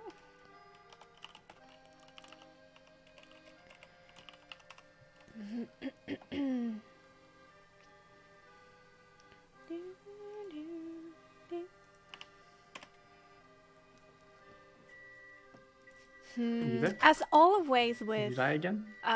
Oh no. Got Did muted. Bexxy Did die I again? Is die? the Oh stream- no. Did I die? You did. You did. Let's see. Oh no, I'm not muted. Oh, I accidentally clicked my mute button. Wow. Sorry to was give you scary. all a fright. I didn't mean to do that. Oopsie doopsie. Aragal normally is quite difficult to read. He is a bit sly, a bit of a sly fox. But in this scenario, there seems to be some truth to it, but he's not saying everything. I look to the other Vistani that are around. Say, where's Luvash? Where is he? And I want to see if they look towards Aragal or if they look elsewhere, knowing that Kelvin's around. Oh. They do look towards the forest. And one of the Vistani, the one over here, leaning against the wagon, goes, it's as Aragal say. He's out once more looking for Arabet. He's not saying something. I know something's going down. He would not stand for Aragal to cause an outright war with the Vallaki folk. Not when Arabelle's life could be in the balance. For the first time, Aragal stands up, and he's pretty tall, but not the most burliest of men, but thin and tall. But he still hovers a little bit over you, and he kind of leans in, speaks with a softer tone, and if you would allow it, he would like place a hand on your shoulder. I'm not sure. I'll do like a half step back to prevent him from touching me. All right, then Aragal is happy with this show that is already done. This Can I bitch slap it away? sure, you can like and he like sighs and removes it from you. This is what our prince wants. Why? I do not assume to know his every thought, my lady. But I presume it to be to help us Vistani in our plight of being so judged by the Barovians. Searching for Arabelle, and I also believe it is to liberate the Barovians from the tyrannical rule of Vargas Valakovich. Do you know what he's planning? I am not privy to all of his plans, my lady. I am but a cog in his grand schemes. You're a tool. Do Yes, you I know am. something? And she just sort of like looks him like in the eyes and like tries to discern if he like knows anything after she said that.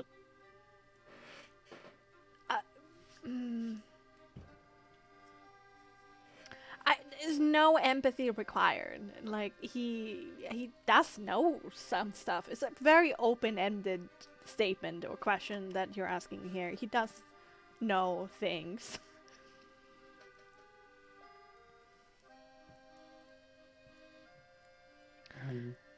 We are Nick's kind- all Go ahead. tools. We are all tools. It's his land. It's our prince. He's the true ruler, the true monarch. I am a tool, yes. And I am comfortable in that situation, and you should too. This fighting against it is what's causing all of this suffering. No. No. He has twisted your mind. If you think that, then you are nothing to him. You are just a pawn, a sheep, not even a tool. If you think that it is what he wants, and you have barely even the thought of the safety of Arabelle, what's to say that you are not next? What's to say that you are taken, you are kidnapped? Then the prince says, oh, well, you know, there's more Aragels in the world. How would you feel? It's an innocent child. This is not who you are. Do not Stand up for assume- yourself. Do not assume that I haven't been rewarded properly by our prince. Do not assume our relationship. The Vistani has had an ancient allyship with our prince, and we will continue having so. We will benefit him, and he will benefit us. And all of this is for us.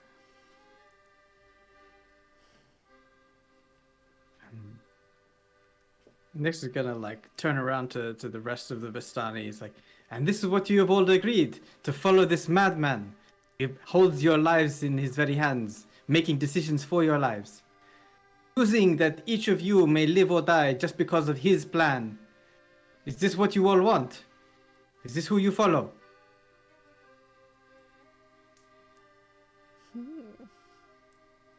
Let's make either empathy manipulation or leadership manipulation. Up to you. Are you trying to be like more of an authority here, of like showing them the proper path, or is it more about Yeah. invoking emotion of like being free? I want to. I'm challenging the decision making. So yeah, I think it'll be a leadership thing, like to challenge that the decisions that are being made by this leader are not in the best interest of everyone else. Okay. Then leadership manipulation.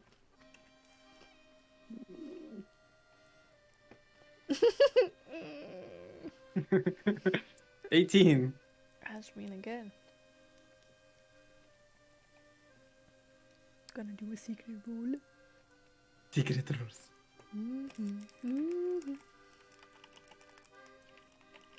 Secret GM rolls.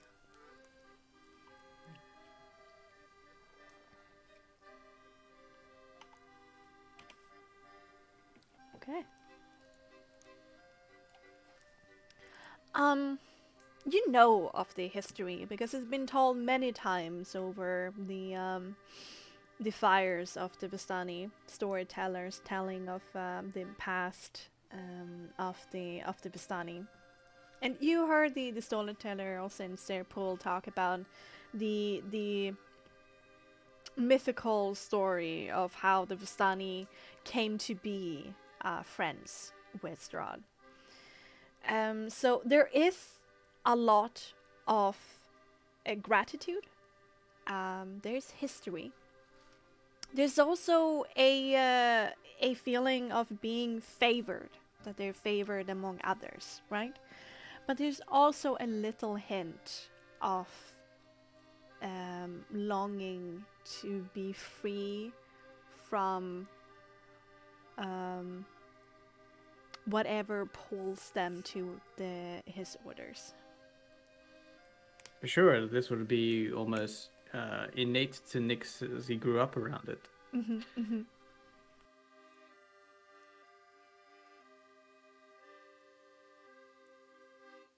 So you do see a little bit of a glimpse of wanting to be free from the involuntary things the tieflings are subjected to in Strahd's realm and presence, but there's a lot of history there that will take I'm not time. I don't think I was challenging the history because that that's hard to challenge because it's already happened. He was more challenging the leadership here, the decision making that was done on behalf of this Vistani.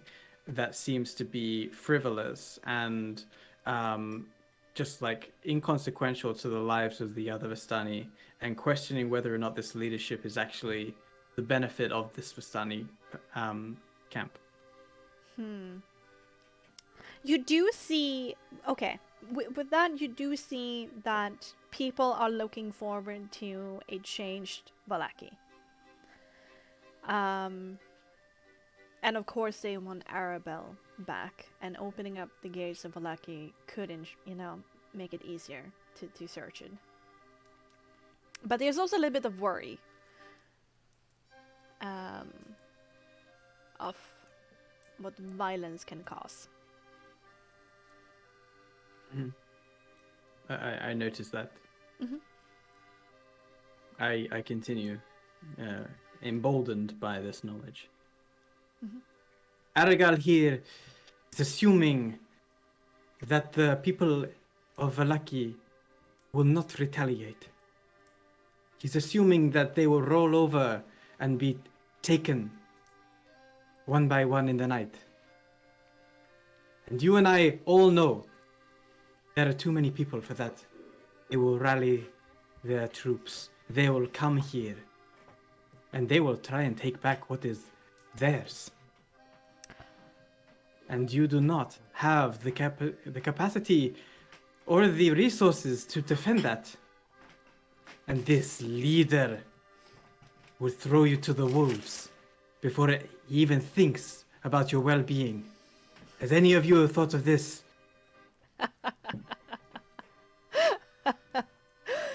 I didn't know that you were so passionate, Nix. It warms my heart that you care so much about the Vistani. But no one shall be killed in their sleep, or there shall be any kind of revenge towards the Vistani, because the Barovians will continue to rule themselves. We are just changing the leadership to somebody more suited, and a friend of ours. Ooh. Well, that's not really for me to say. They might contact you, I don't know. But it's not mine to say. Answer her, Aragal.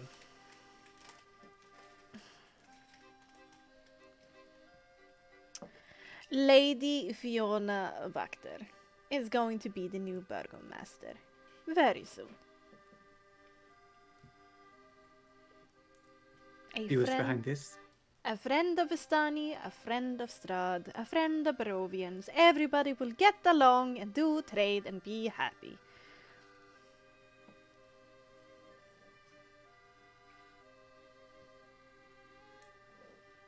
You can't see the next steps that will happen.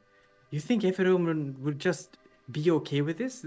The current burgomaster is insane.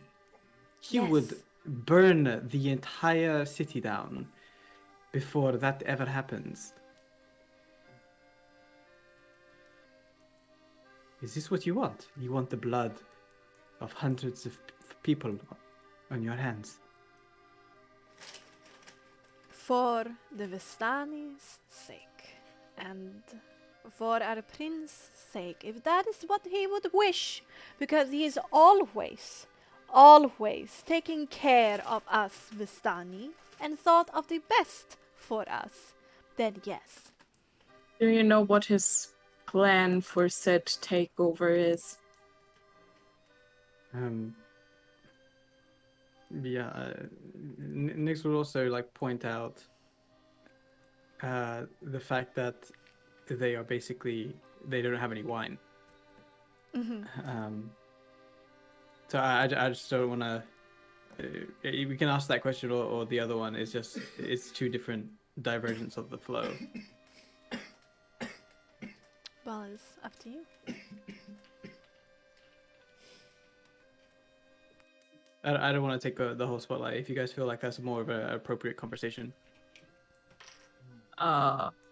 Sure. I mean, it's sort of like it's very personal to you, you know. Her plan, Strahd's plan. Or well, like you just I mean, you've been doing most of this thing. That's cool. I mean, I don't have to. I mean, if you that's cool. I You take mostly it. like, no, I don't want to like just insert myself into something that you're in the middle of. He's just having this one thing. It's like Aragorn is like defending himself, and saying that the Vistani are well off under the rule of Strahd. But he will go on to describe the fact that Yeah, I they have mean, been. Go ahead. Okay, yeah, just be this. I'm This is his just own last Confused point. with what's going on. That's cool. It's just I just didn't expect you like asking. No, it's fine. okay. So he will like once again call out like loud enough so that the other Vistani can hear, and says, "Strahd is so keen on making sure that you are all favored and taken care of, as is the Vistani way. Then how do you even explain that you sit here on the hill, rotting with no wine, no comforts, and constantly kept outside of any sort of planning? He doesn't care about you. He never has. You are nothing to him.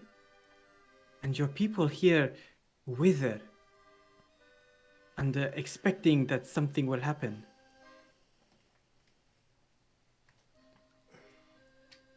I You pity you. do not know our relationship with him. You don't even have a true relationship with him. There's something cursed about you, Nix, because everybody notices that you do not experience him in the same way that the rest of us does. And you do not know my personal relationship with the prince.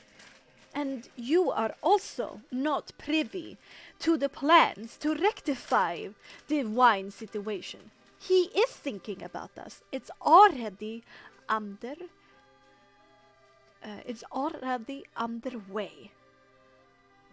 You speak out of turn and from ignorance. It is clear that you do not truly belong to us.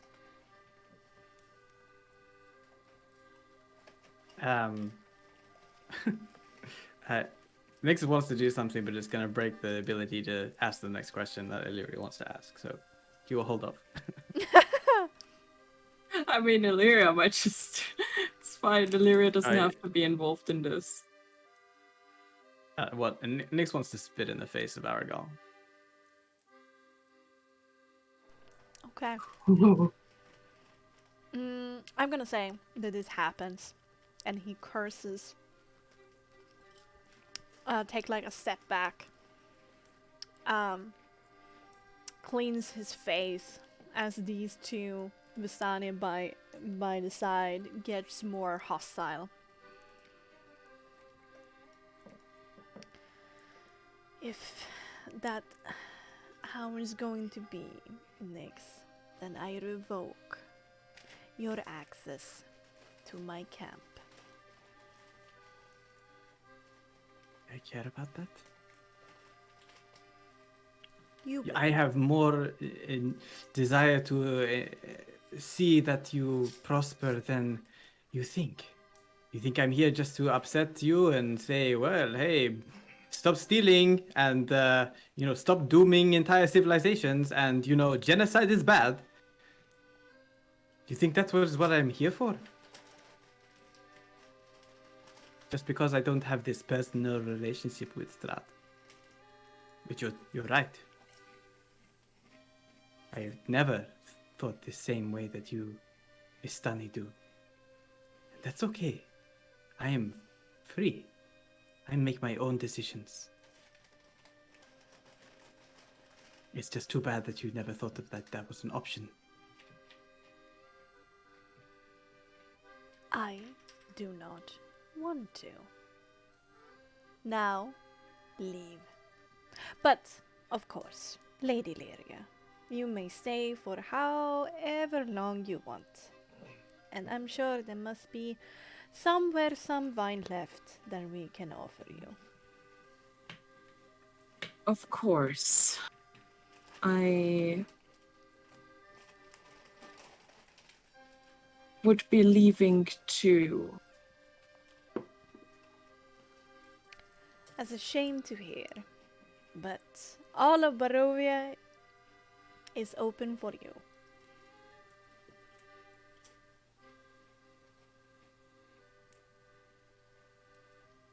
If a single soul gets unnecessarily harmed in whatever he's planning, I will never forgive him.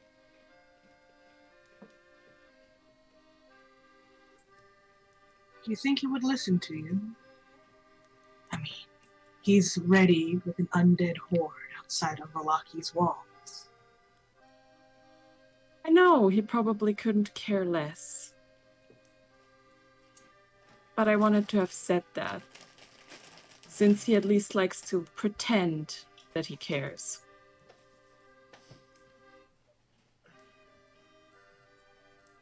I guess he treats you just like he treats the rest of the Vallaki here. Pretending.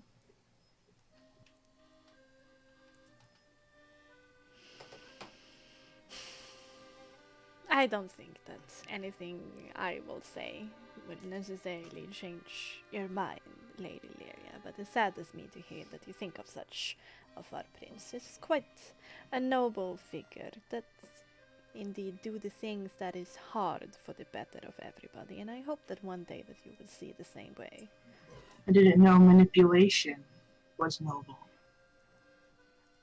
I didn't know sicking vampires upon a scared old man till he's mutilated to death is noble. And to that I will say that you are all very naive. I mean, just that if we're naive on that, you're equally naive believing that your actions upon Vallaki will be seen as liberating if a single soul is dead. In fact, I think it might have the opposite effect.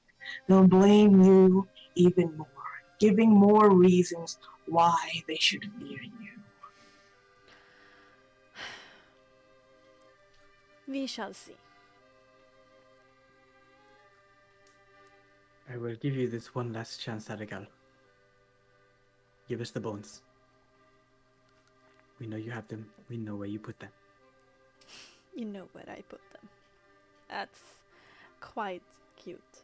They're not here, and they will never be found again.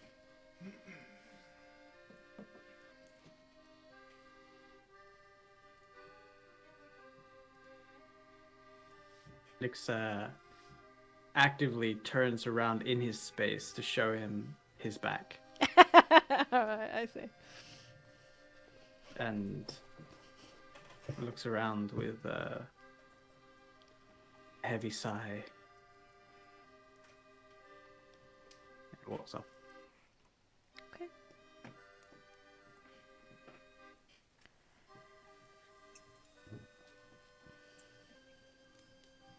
Astrid Okay. will take like one last look at the camp. Mhm. Look at, Aragorn first. And then each individual that isn't Aragorn. Just say, hope you all like who you follow and the consequences and repercussions of being disliked and chained even more. And she'll walk off with that same purpose, just like Nyx. Yeah! Lyria, she hesitates for a moment and just sighs and turns around and follows them. Alright. You're basically down the hill. Mm.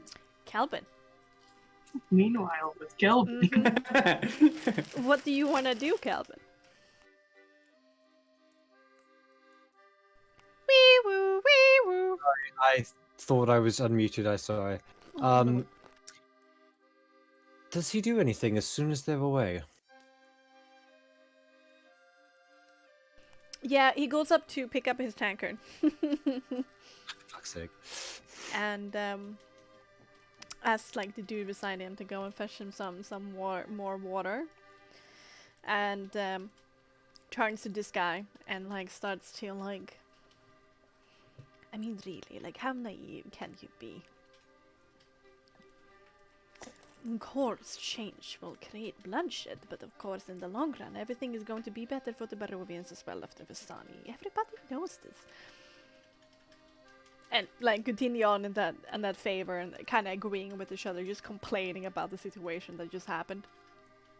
Yeah. He'll be there for about 5-ish minutes. Not too long, and if nothing happens by then, he'll head back down the hill. Snooping? What snooping is there to be done? He was told to listen, he's gonna listen. He's concentrating, he's not going for mushrooms. So you should be happy. Look around, I don't know. Listen to what the others are saying about it. Yeah, you got like a long time. Yeah, a whole ass hour. Long, which is what, yeah. Well, Because you know it takes. you have 2 hours. There were 2 hours to go back to the gates of Barovia. Traveling here took 45 minutes. Traveling back is gonna take 45 minutes. Okay, so I do have more time than I thought. Okay. So, Is- and if Five. probably you after want that- like at least 5 minutes of like, punctuality. You probably don't want to be there on the minute, so you probably have 10 minutes here of a time of listening before you really need to start going. Okay. So he's gonna do the 5 minutes of, there, seeing if he does anything or does any like little things off to other Bistani to go tell them to go do something else that isn't, oh, you go fetch me a tankard or something. And then after that, he's just gonna do a quick little like circle around the camp, like clockwise, going through and hearing what people are saying for a second, and then heading back down. You do, like, Luvash talks more about Aragon. Aragal, sorry, talks more about what just happened. He mentions that Luva should be back soon from his errand. Then he starts talking about more like managing the camp kind of subjects, nothing that interests you. But you do hear him say that we should probably feed the prisoners. Aw. Ooh. Ooh. Does it look like they're about to go and feed the prisoners?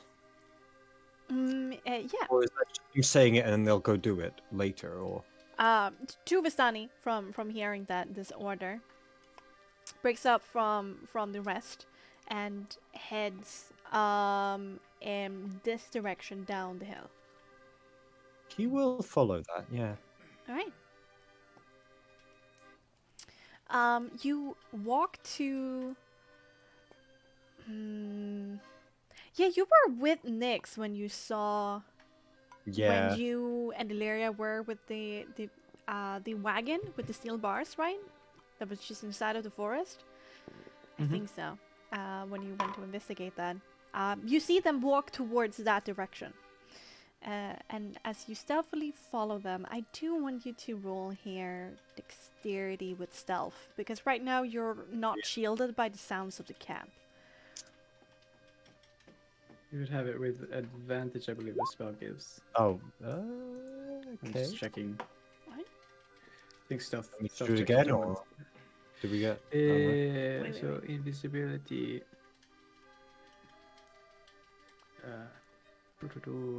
So many invisible things. Sorry. I was on it, but then I went elsewhere. Why are so many words invisible?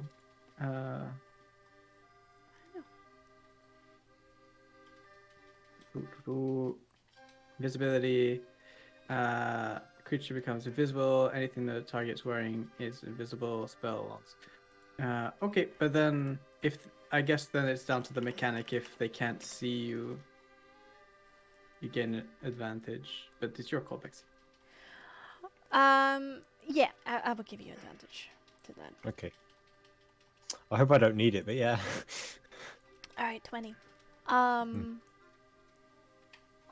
You follow them down the hill. They're just carrying some like loaves of bread and like just like a bucket of water. And beside the wagon that you, Illyria and Nyx, looked at when you were here the last time, there is one more that is very similar to the other.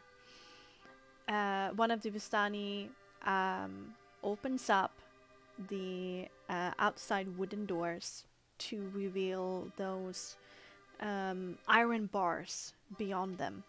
And inside of this wagon is a 4 humanoids of different races huddled inside of the wagon.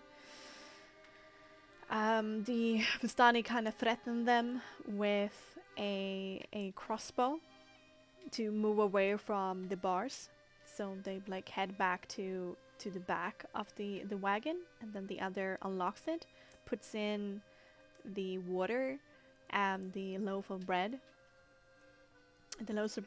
and then closing it. And at that point, you accidentally make a sound in the forest, and both of the heads of the Vistani turn to look, and they're talking to each other like, "Did you hear that?"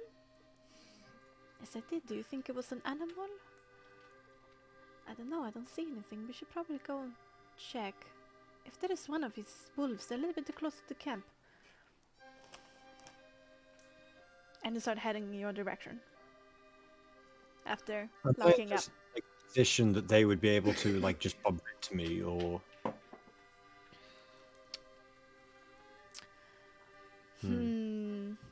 I'm gonna make a random roll for this. And I'm gonna roll it twice for each of them. No. If you stand still, they probably won't touch you. okay.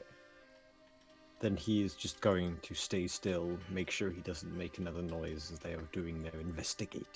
Alright. They do this for a while. They kind of look at each other and say, "Must have been one of those darn ravens." And they take this empty bucket that had water in it before, that they like exchanged with the new bucket of water, and starts heading up towards the camp. They haven't closed the thing, have they? They have. They have locked up, but they haven't closed the wooden panels completely. There's just slightly ajar one of the doors. As they go away, I want to like get a bit closer and see what like the discernible things of them are, like anything, any sort of uniform or anything at all that would signify the reason them being locked up. Well, they're not Vistani. There's a half elf. There's another gnome, forest gnome. Not anyone you recognize from your swamp. There's a dwarf, and probably 2 half elves, a dwarves and a forest gnome in there. Seems to be all of them are pretty young. None of them are old. There's of course some difference between them. None of them are children, but they're definitely on the younger side. Dressed differently, like they were from different professions or backgrounds, but all of them are tattered and dirty, as if they've been in here for a while.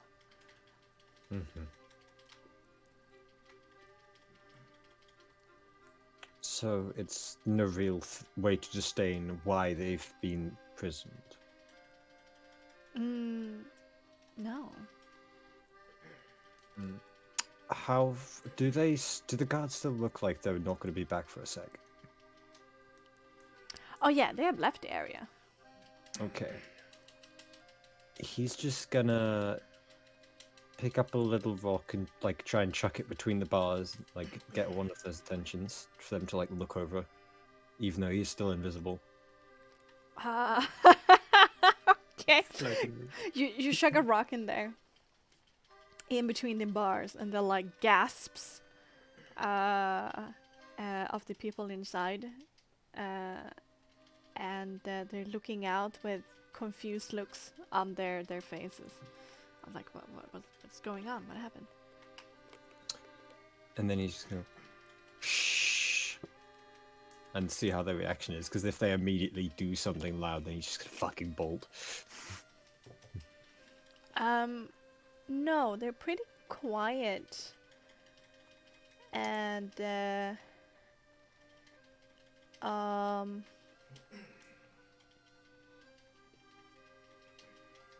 no, they're pretty quiet and looks around with like if they would have hanging ears, they would have gone up and like on full alert, looking around, like, you know, like a dog who goes from like sleepy to like what's going on, right? You know? Yeah. Looking out through the little the door that is slightly ajar, looking out into the greenery, a little bit curious, but they're scared too. He's just gonna go, "Who are you?"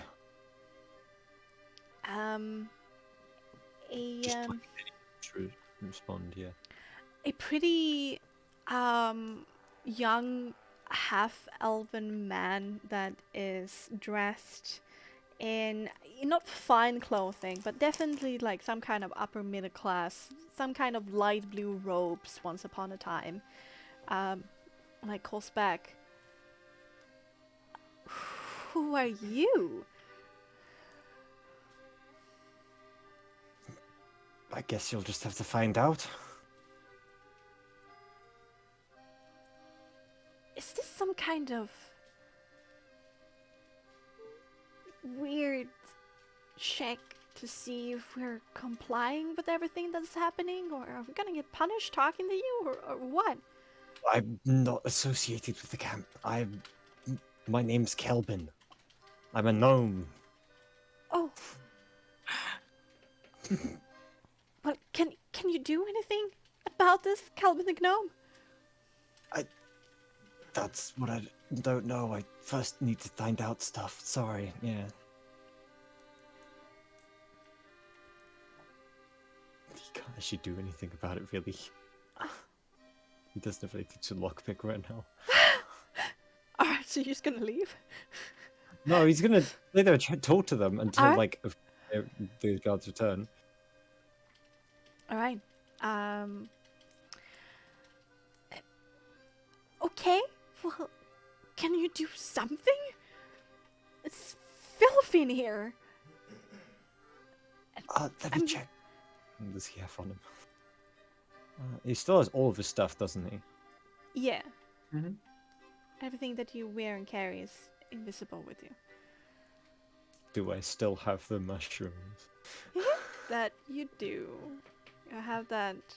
Well, it was like 2 kilos of mushroom, right? And you have already eaten a kilo. So, yeah. He is willing to part with those if he is able to give them to them as sustenance. Oh, whole kilo of mushrooms. Yeah, sure. Suddenly out of the invisibleness, a sack full of a kilo full of mushrooms is like squished through 2 of the bars. Some of them, of course, of those mushrooms break apart and get wounded. But they do get it and look down into it, and they like immediately start eating from it, and from their stuffed faces, kind of, thank you. Sounds, you know. I'm sorry, I don't actually have that much to help you with right now. And also make sure you get that bag so they don't know that, you know, this happened. Can you come back? I will try. I will promise Please that. do. We don't know what's going to happen to us. Just do not tell them, of course, about this, because then something will definitely happen, and it will not be good. You start hearing footsteps behind you, I have to go by. and then you run away. All right, Run away! you run away. Run Did you away! ask them who they were? I tried to, but then they were like, "You haven't." Who are you? Who are you? They just didn't answer. They just said, "Who are you?" Could have asked again, go though. All right, No names, no nothing. Cool. you're just a few right now, a few meters away from the camp, looking up at it at the border of the forest on the road that leads back towards Vallaki, where you guys agreed upon meeting up. So, how long does invisibility last? An hour. An hour, So Jesus it's- Christ. So you minutes. all jump in surprise when Kelvin Still in- returns. He's gonna tap. He's gonna try and tap fucking Nix on the shoulder. Do a little hop. Scary. I look around. Like, did you feel that? Boo! To do that from like directly in front of you, to be honest. He does a little start, but goes kind of expecting it. He'll try and play it off like he knew it was gonna happen.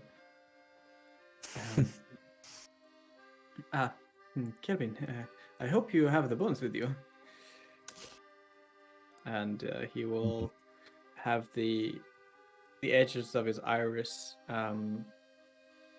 glow red, like more a darker red, as they kind of like reverse the soul energy, and stops concentrating on invisibility. Gotcha. You see him dematerialize now without a kilo bag of mushrooms and no bone inside.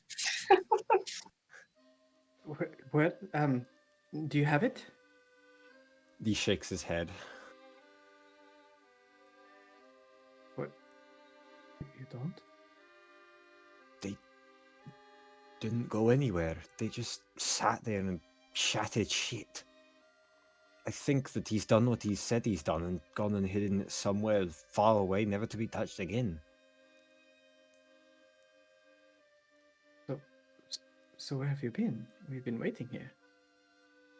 You know that cart out just outside the thing? There's a for. Could you say kids? He's gonna say kid. Children's? For Children? like young people being held as prisoners by the Vistani, and they're like 2 elves, a dwarf, and a gnome. Yeah. I got Didn't Nix think of any reason why a Vistani would keep captive children? Young folk? They're like young folk, yeah, I'm pretty sure. Madame Eva would have probably tried to keep you away from this. So give me an intelligence check with advantage.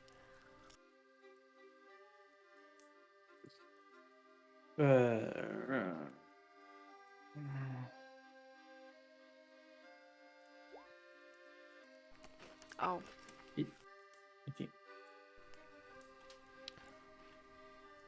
You have heard the other Vistani, even in Serpol, of the Serpol camp, but also when the Vallaki camp come visiting, that some Vistani sometimes speak about bringing in flesh blood for any what reason to the prince. Oh no. Bro. Oh no. Dang. No. Yeah, there you go. Yeah, and Nix will be like, his jaw will slacken as his mouth opens, and as he hears this. He looks to Illyria.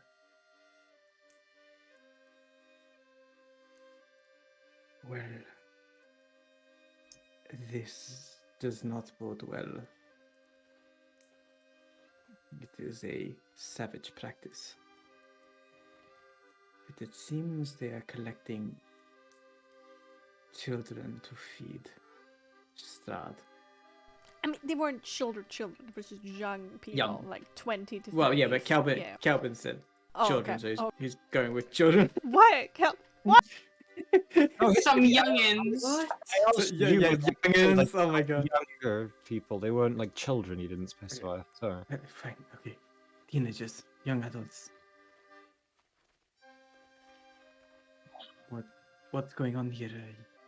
I really do not consent to this going by when we can do something to help them. We can't just like leave them. I agree. I mean, Cannot. we're already not welcome. So, And you're on a timetable. Quick jailbreak? Quick jailbreak? quick Quick jailbreak. Quick Quick jailbreak. jailbreak. All of us just agree. Quick jailbreak. Okay. Collective stealthing to like try and get her like make not be seen by the guards to get up to thing, and then like I guess you've got your weapons, right? So I don't know if we can Yep. break into it. But Calvin can tell you that there's 2 guards there now. Mhm. Fuck. Quick assassination? Quick assassination? That's kind of where I draw the line. What happened with no bloodshed, huh? Calvin. What? Hmm? Can you be a distraction for those guards? Perhaps lure their attention away for a moment while, lure them away so that I may knock them out while Nyx and Illyria do the jailbreaking part. How do you want me to do that? I don't I know. mean, I Pretend think you're- being make I don't know, odd, disturbing, growling No. sounds like a wolf, some predator. How do we get them out? I think you need your strength to get them out, Asfada. I'm not going to be too great at that. And since they already kind of hate me, maybe I am more the running rabbit. That's an idea, but I'm not very stealthy. Is the issue? Hopefully you won't need to be. But we are on a clock if we want to get back to Vallaki. Quick jailbreak it is. Although I do have, lockpicks.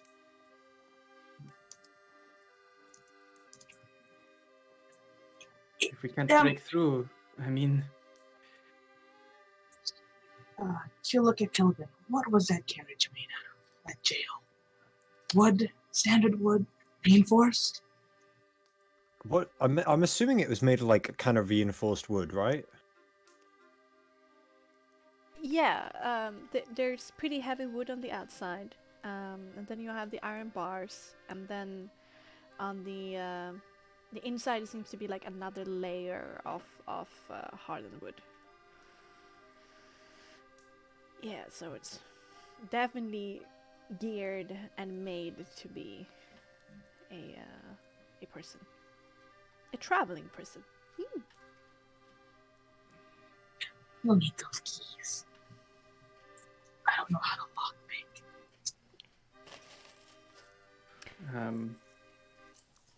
You have. with I will tell soul you guys mastery. this, that you have about less than 10 minutes, and once you break them free, you need to travel at a fast pace to get back to Vallaki.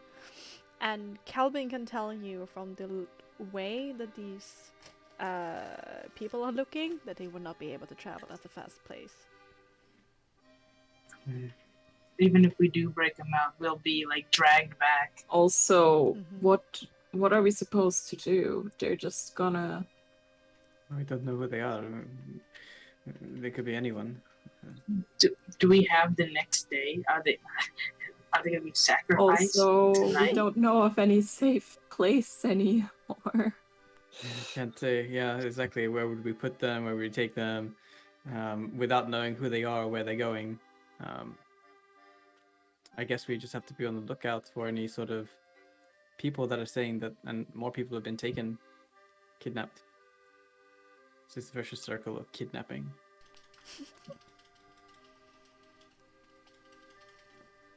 Well, if we do not have the time and we have to get back, we can maybe tell the ravens. Maybe I'll be wiser. Don't have much time. Hard decisions. Does Don't like soul leaving them mastery? here, but I'm not sure we have another choice. Please don't talk over people. Sorry. No worries. Yes. Adrian? Does the soul mastery? Can you use it more than once per day? It depends upon what it says.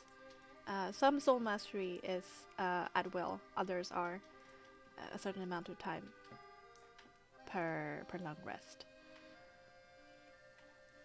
Oh, it might be just only cast it once per long rest with soul mastery. Right.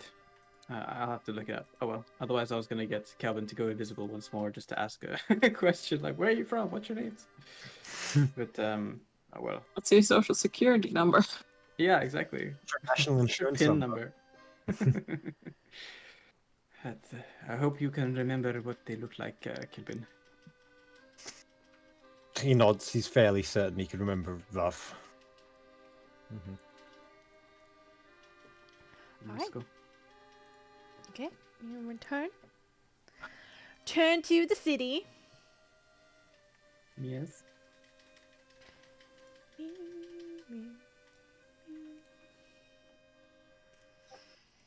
Time to bring back the medieval town feel.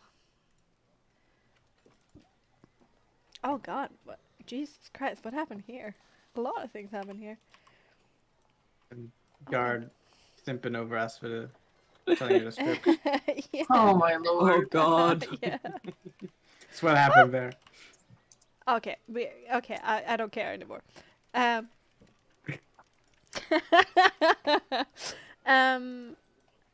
yes. You hurry back with that fast pace, and the day's aches are now starting to catch up with you.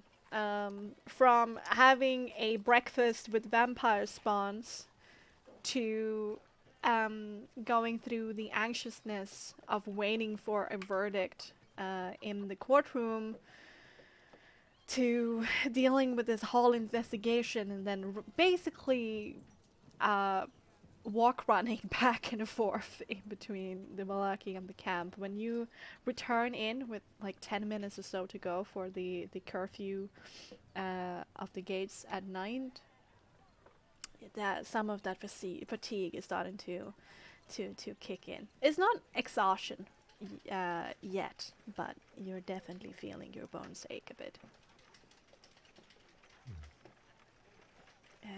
Where are we going? Do we check on Father Lucian before going back to the inn, or I back to the mean, inn? it's. Is it on the way? I think this is the church here. Yes. Yeah, with like the if we're graveyard. coming from that side, then. Yes, you are. The inn's over here, right? Yes. So we'll be passing by the church and the orphanage. Yes.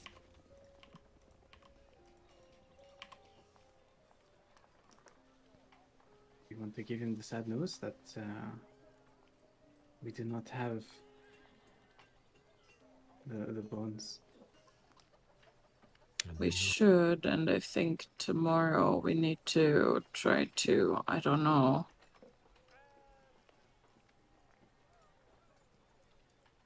figure out what is going on and if we can somehow.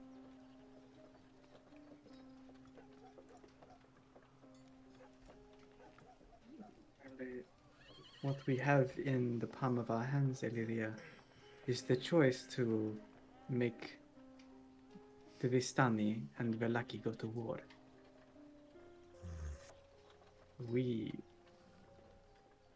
with just a few words, change the fates of dozens and dozens of people, what would you do with this power? Do you mean? He looks to Calvin and Aspida and Illyria finally. I have always been the reason for your being here. And any word from any one of you to anyone with any authority would mean the doom of the Vistani.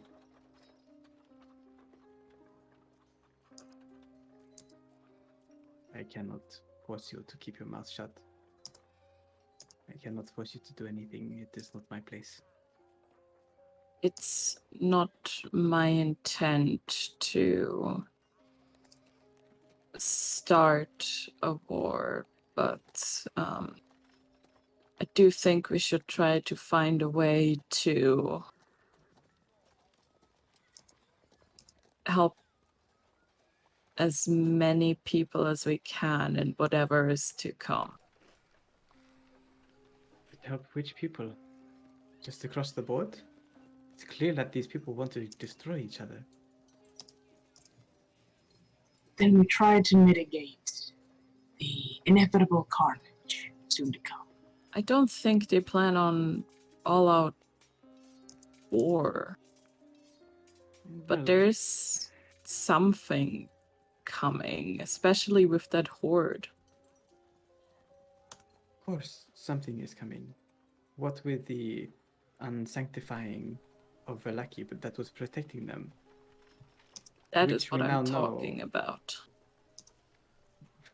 Clearly, it's constructed by Strahd, of which the Vistani are agents of, and they wish to see the doom of Vallaki. So, who do you choose? How do you mitigate this? As you're saying this, walking down the road, not yet coming to the church or the orphanage, a broad, tall shoulder walks into Lady Lyria. The figure that is hooded and cowled, you hear a quick "Oh, I'm very sorry. Didn't mean to do that. Lady Walker invites you to dinner. I hope that you will forgive me, my lady." And then kind of backs off and continues on walking. Can I do a perception check that he for a didn't? moment. A perception check? Yeah, see if he didn't snag something. The person seems to be tall, lanky, seems to have the form of a male. But since the figure kind of like leaned into Illyria to deliver this message, Illyria actually see the features of this man. Okay, I was wondering if he was trying to pickpocket something while doing this. No, I think we're being invited for yet another uncomfortable dinner. Was it us or just Illyria? You're invited, he said.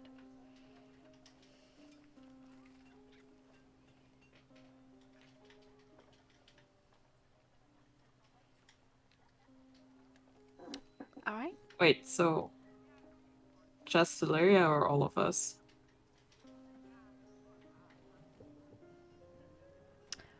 You do get a distinct feeling that it stretches to the rest of you.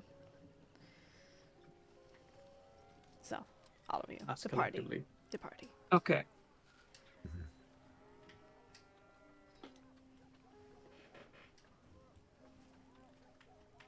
Uh-huh. Yes. So, so he walks away. Yeah, he does this little charade where he accidentally bumps into Lyria, starts to apologize, Accidentally. and within that apology, he whispers, "You're all invited to dinner with Lady Wachter," and then he like steps away, like, "I hope you can forgive me," and then he walks off. What is it about people wanting just to eat dinner with them? Formal? It's probably the best chance we get of getting into her house. True. Well, I am tired, I am hungry. If it means free food, and you're all willing to do this, It can't be worse than the dinner we already had.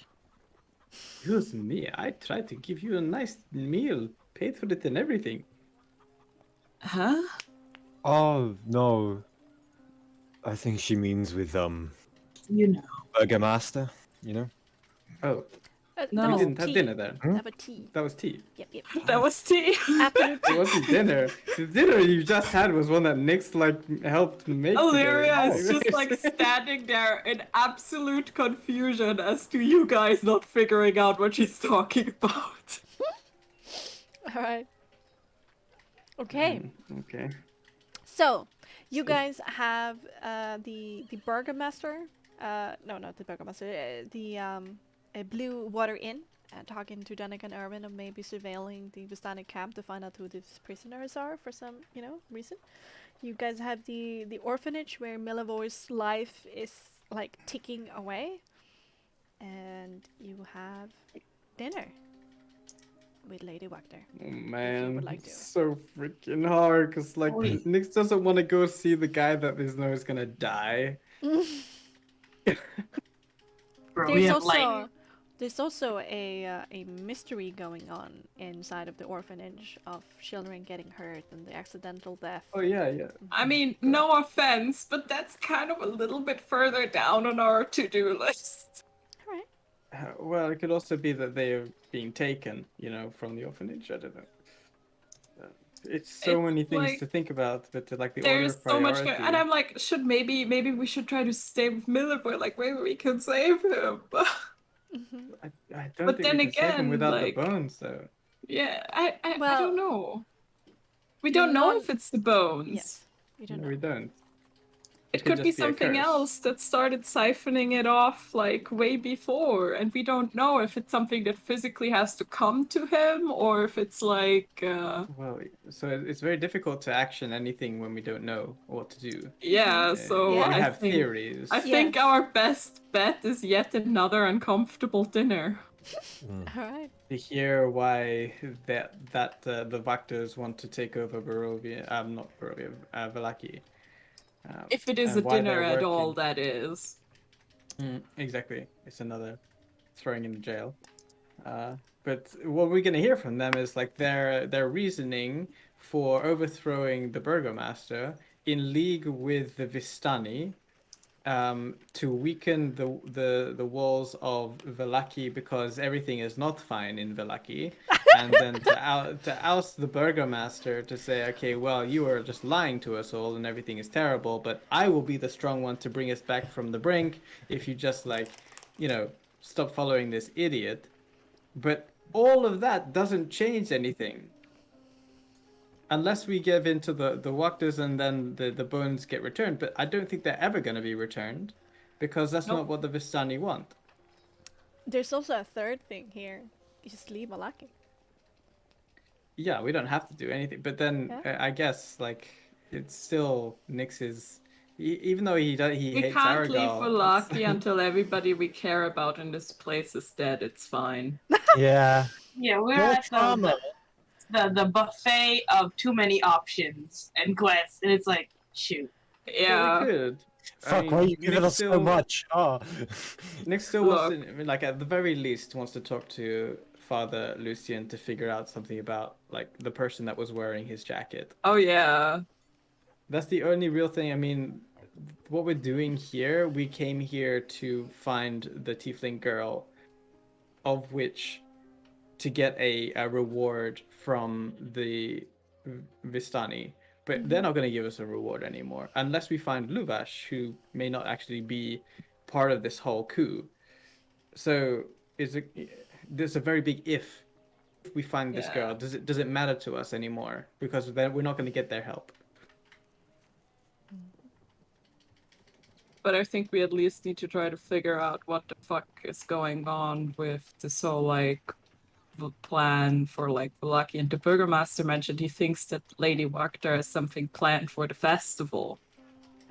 The only thing that really matters to us, we're getting really kind of Bexxy's doing a great job at distracting us from the actual mission that we're meant to be focusing on to see if there's actually anything in Vallaki that references what Madame Eva saw, you know? That the is predictions. that is very true, but like I do think Illyria would insist on at least like trying to figure out what the fuck is happening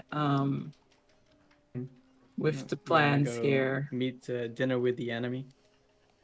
No. Dinner with the devil. No. No. No? You don't want to go have dinner with the Vaktas? Bakta. I don't know. I mean, we don't have to go. I mean, it's free food. I suppose we're all hungry. I mean, I've been wanting to go to like press. But for if you how beg- many sessions? If you beg enough to Orwin, you might get free food. Yeah, if we like release the fact that they're like we know where the cat is, you know, that could just it wouldn't change anything because they they obviously already want to overthrow the Burgomaster. Yeah. So that's just more fuel on the fire. Mm-hmm. I think we should at least stay until like that, like if it's still happening, that weird like festival of his. Oh, you think? Okay. I have a cunning suspicion that that's going to be when the Horde like descends upon Vallaki, but that's just me. So do I. So do I. It will be a different kind of buffet. Of human. Woo! Buffet. Half. Delicious brains. I don't know. I'm sorry. Like I know we have a thing to do, but I have a feeling that Illyria is somebody who gets very easily distracted with trying to help people. Like everybody. I get distracted with mushrooms. Yes. Yeah, very distracted. Okay, so what we can do here, I don't know if we have the time, but if we're already walking past the church, we can check in on the boy to see, you know, someone who's going to die. And Nyx can ask the questions for Father Lucian. Then we continue walking down to the Vaktas. We can check on... No, walking down to the Vaktas to have dinner. If we don't like what we hear, we leave and go to the inn. Which we're going to have to go to the inn afterwards anyway. We talk to the people there to get a raven to go check on that cart, the prison cart in the Vallaki camp. And we cry ourselves to sleep. Yeah. Yep, that sounds appropriate, yes. I like this. Alright. Alright, we're going to the orphanage first.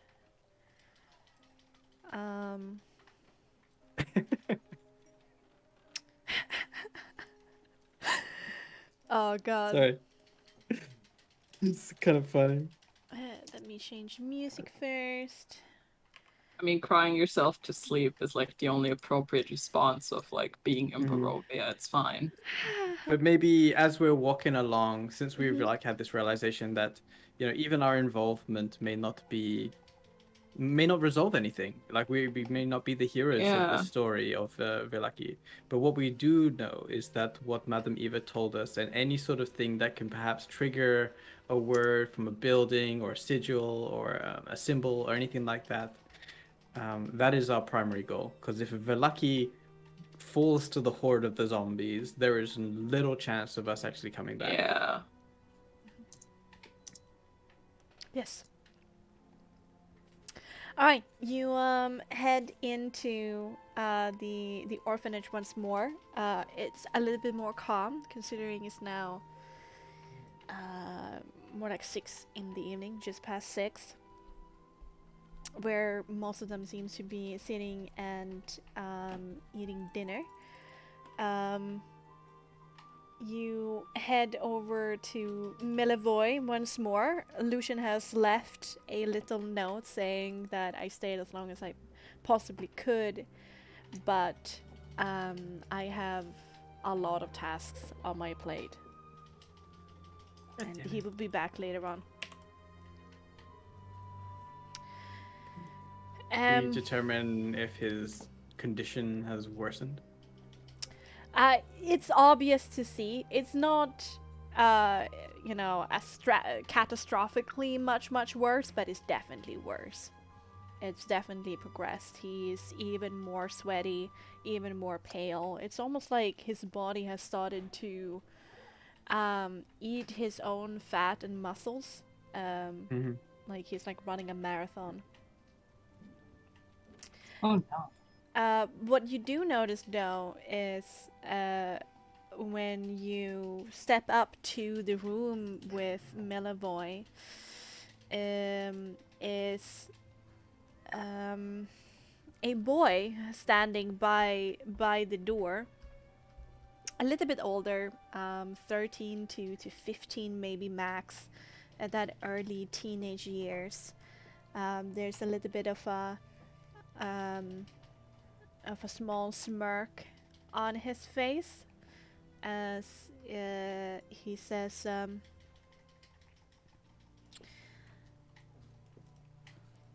"Is it time yet? How's it looking? Is it already over?" I'm sorry? Millevoy. Everyone's been talking about it, saying its time has come. Has it?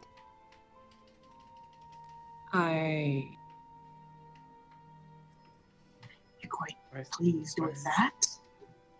You're a rude fucking kid. I take it that it hasn't. Well, maybe soon.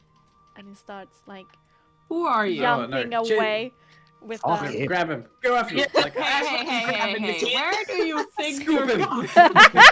We're scooping him. We're gonna scoop him and drag him into the room. We're gonna Alright. scoop him and bring him to Gonna the get room. in trouble for This You'll get in little trouble. shit. Well, what Trouble is? for scooping. Yeah, what's the check for scoop and then bring back into room? grapple. To scoop the A child. grapple. A grapple. All right, is that? Oh shoot! What's is that like strength? What's a grapple? Is that still athletics for a grapple, or is that like an attack? It's an athletics strength from your side, and then an athletics brawn or athletics brawn. I'm sorry, from your side, and then an athletics brawn or dexterity from mine. All right, here we go, kid. Is Illyria helping on the scoop? I mean, if she can help Yeah, then Illyria, you like roll with Illyria advantage. also went after him. You Can I roll get with an- advantage. Yes. Yes. We've got the little shit. Lordy. Okay, yeah, no, you scoop. Yeah, we scoop You and scoop. bring back immediately. All right.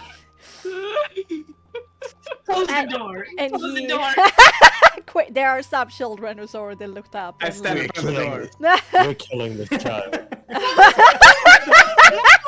Kill the child. Yet? Oh my god! He immediately like protests, like, "Hey, put me down! Put me down That's what- now!" Puts her hand over his mouth. It'd be a rude, weird kid. If you're not gonna kill anything, let's kill this child. What? Oh god, this is bad. Okay, so he's put down, and he immediately crosses his arms over his chests and turns towards like the big dragonborn, not being intimidated at all, and saying, "What the hell was that for?" Hell was that for? What the hell? How can you say such things in a manner disrespecting somebody else? who can't do anything about it. Shrugs his shoulders. Do you have anything to do with this child? Me? Nope. No. Insight!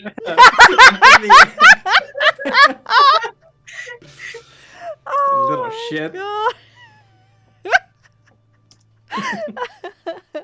Natural 20. Holy shit! Holy shit! Yo! Yo. Okay, so Aspida, you just see a cocky brat who just like to talk big. And you know, there's nothing there, it's just a cocky child. Nyx. There is something within you. A fire in your chest that starts to roar in proximity to this child. And a chill goes down your spine.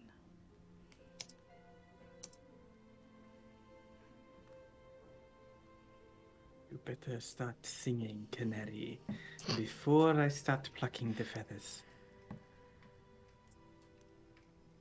And he will like get close, and his eyes will burn red. They call me the devil, you know. The devil. That's funny. It's kind of funny that it ended up this way, because I cannot have you destroy this for me! And immediately this child distorts and turns into this. Let's go! And this is okay, calm down. I didn't know that thing was a little shit, but I didn't know it was that. It actually is this black smoke that comes out of the child. It leaves the child like lethargic on the floor, and this black smoke with a strong acrid smell is like with long talons is standing in between you all, looking very angry. Getting bolt in the face. But next time we're going to roll initiative.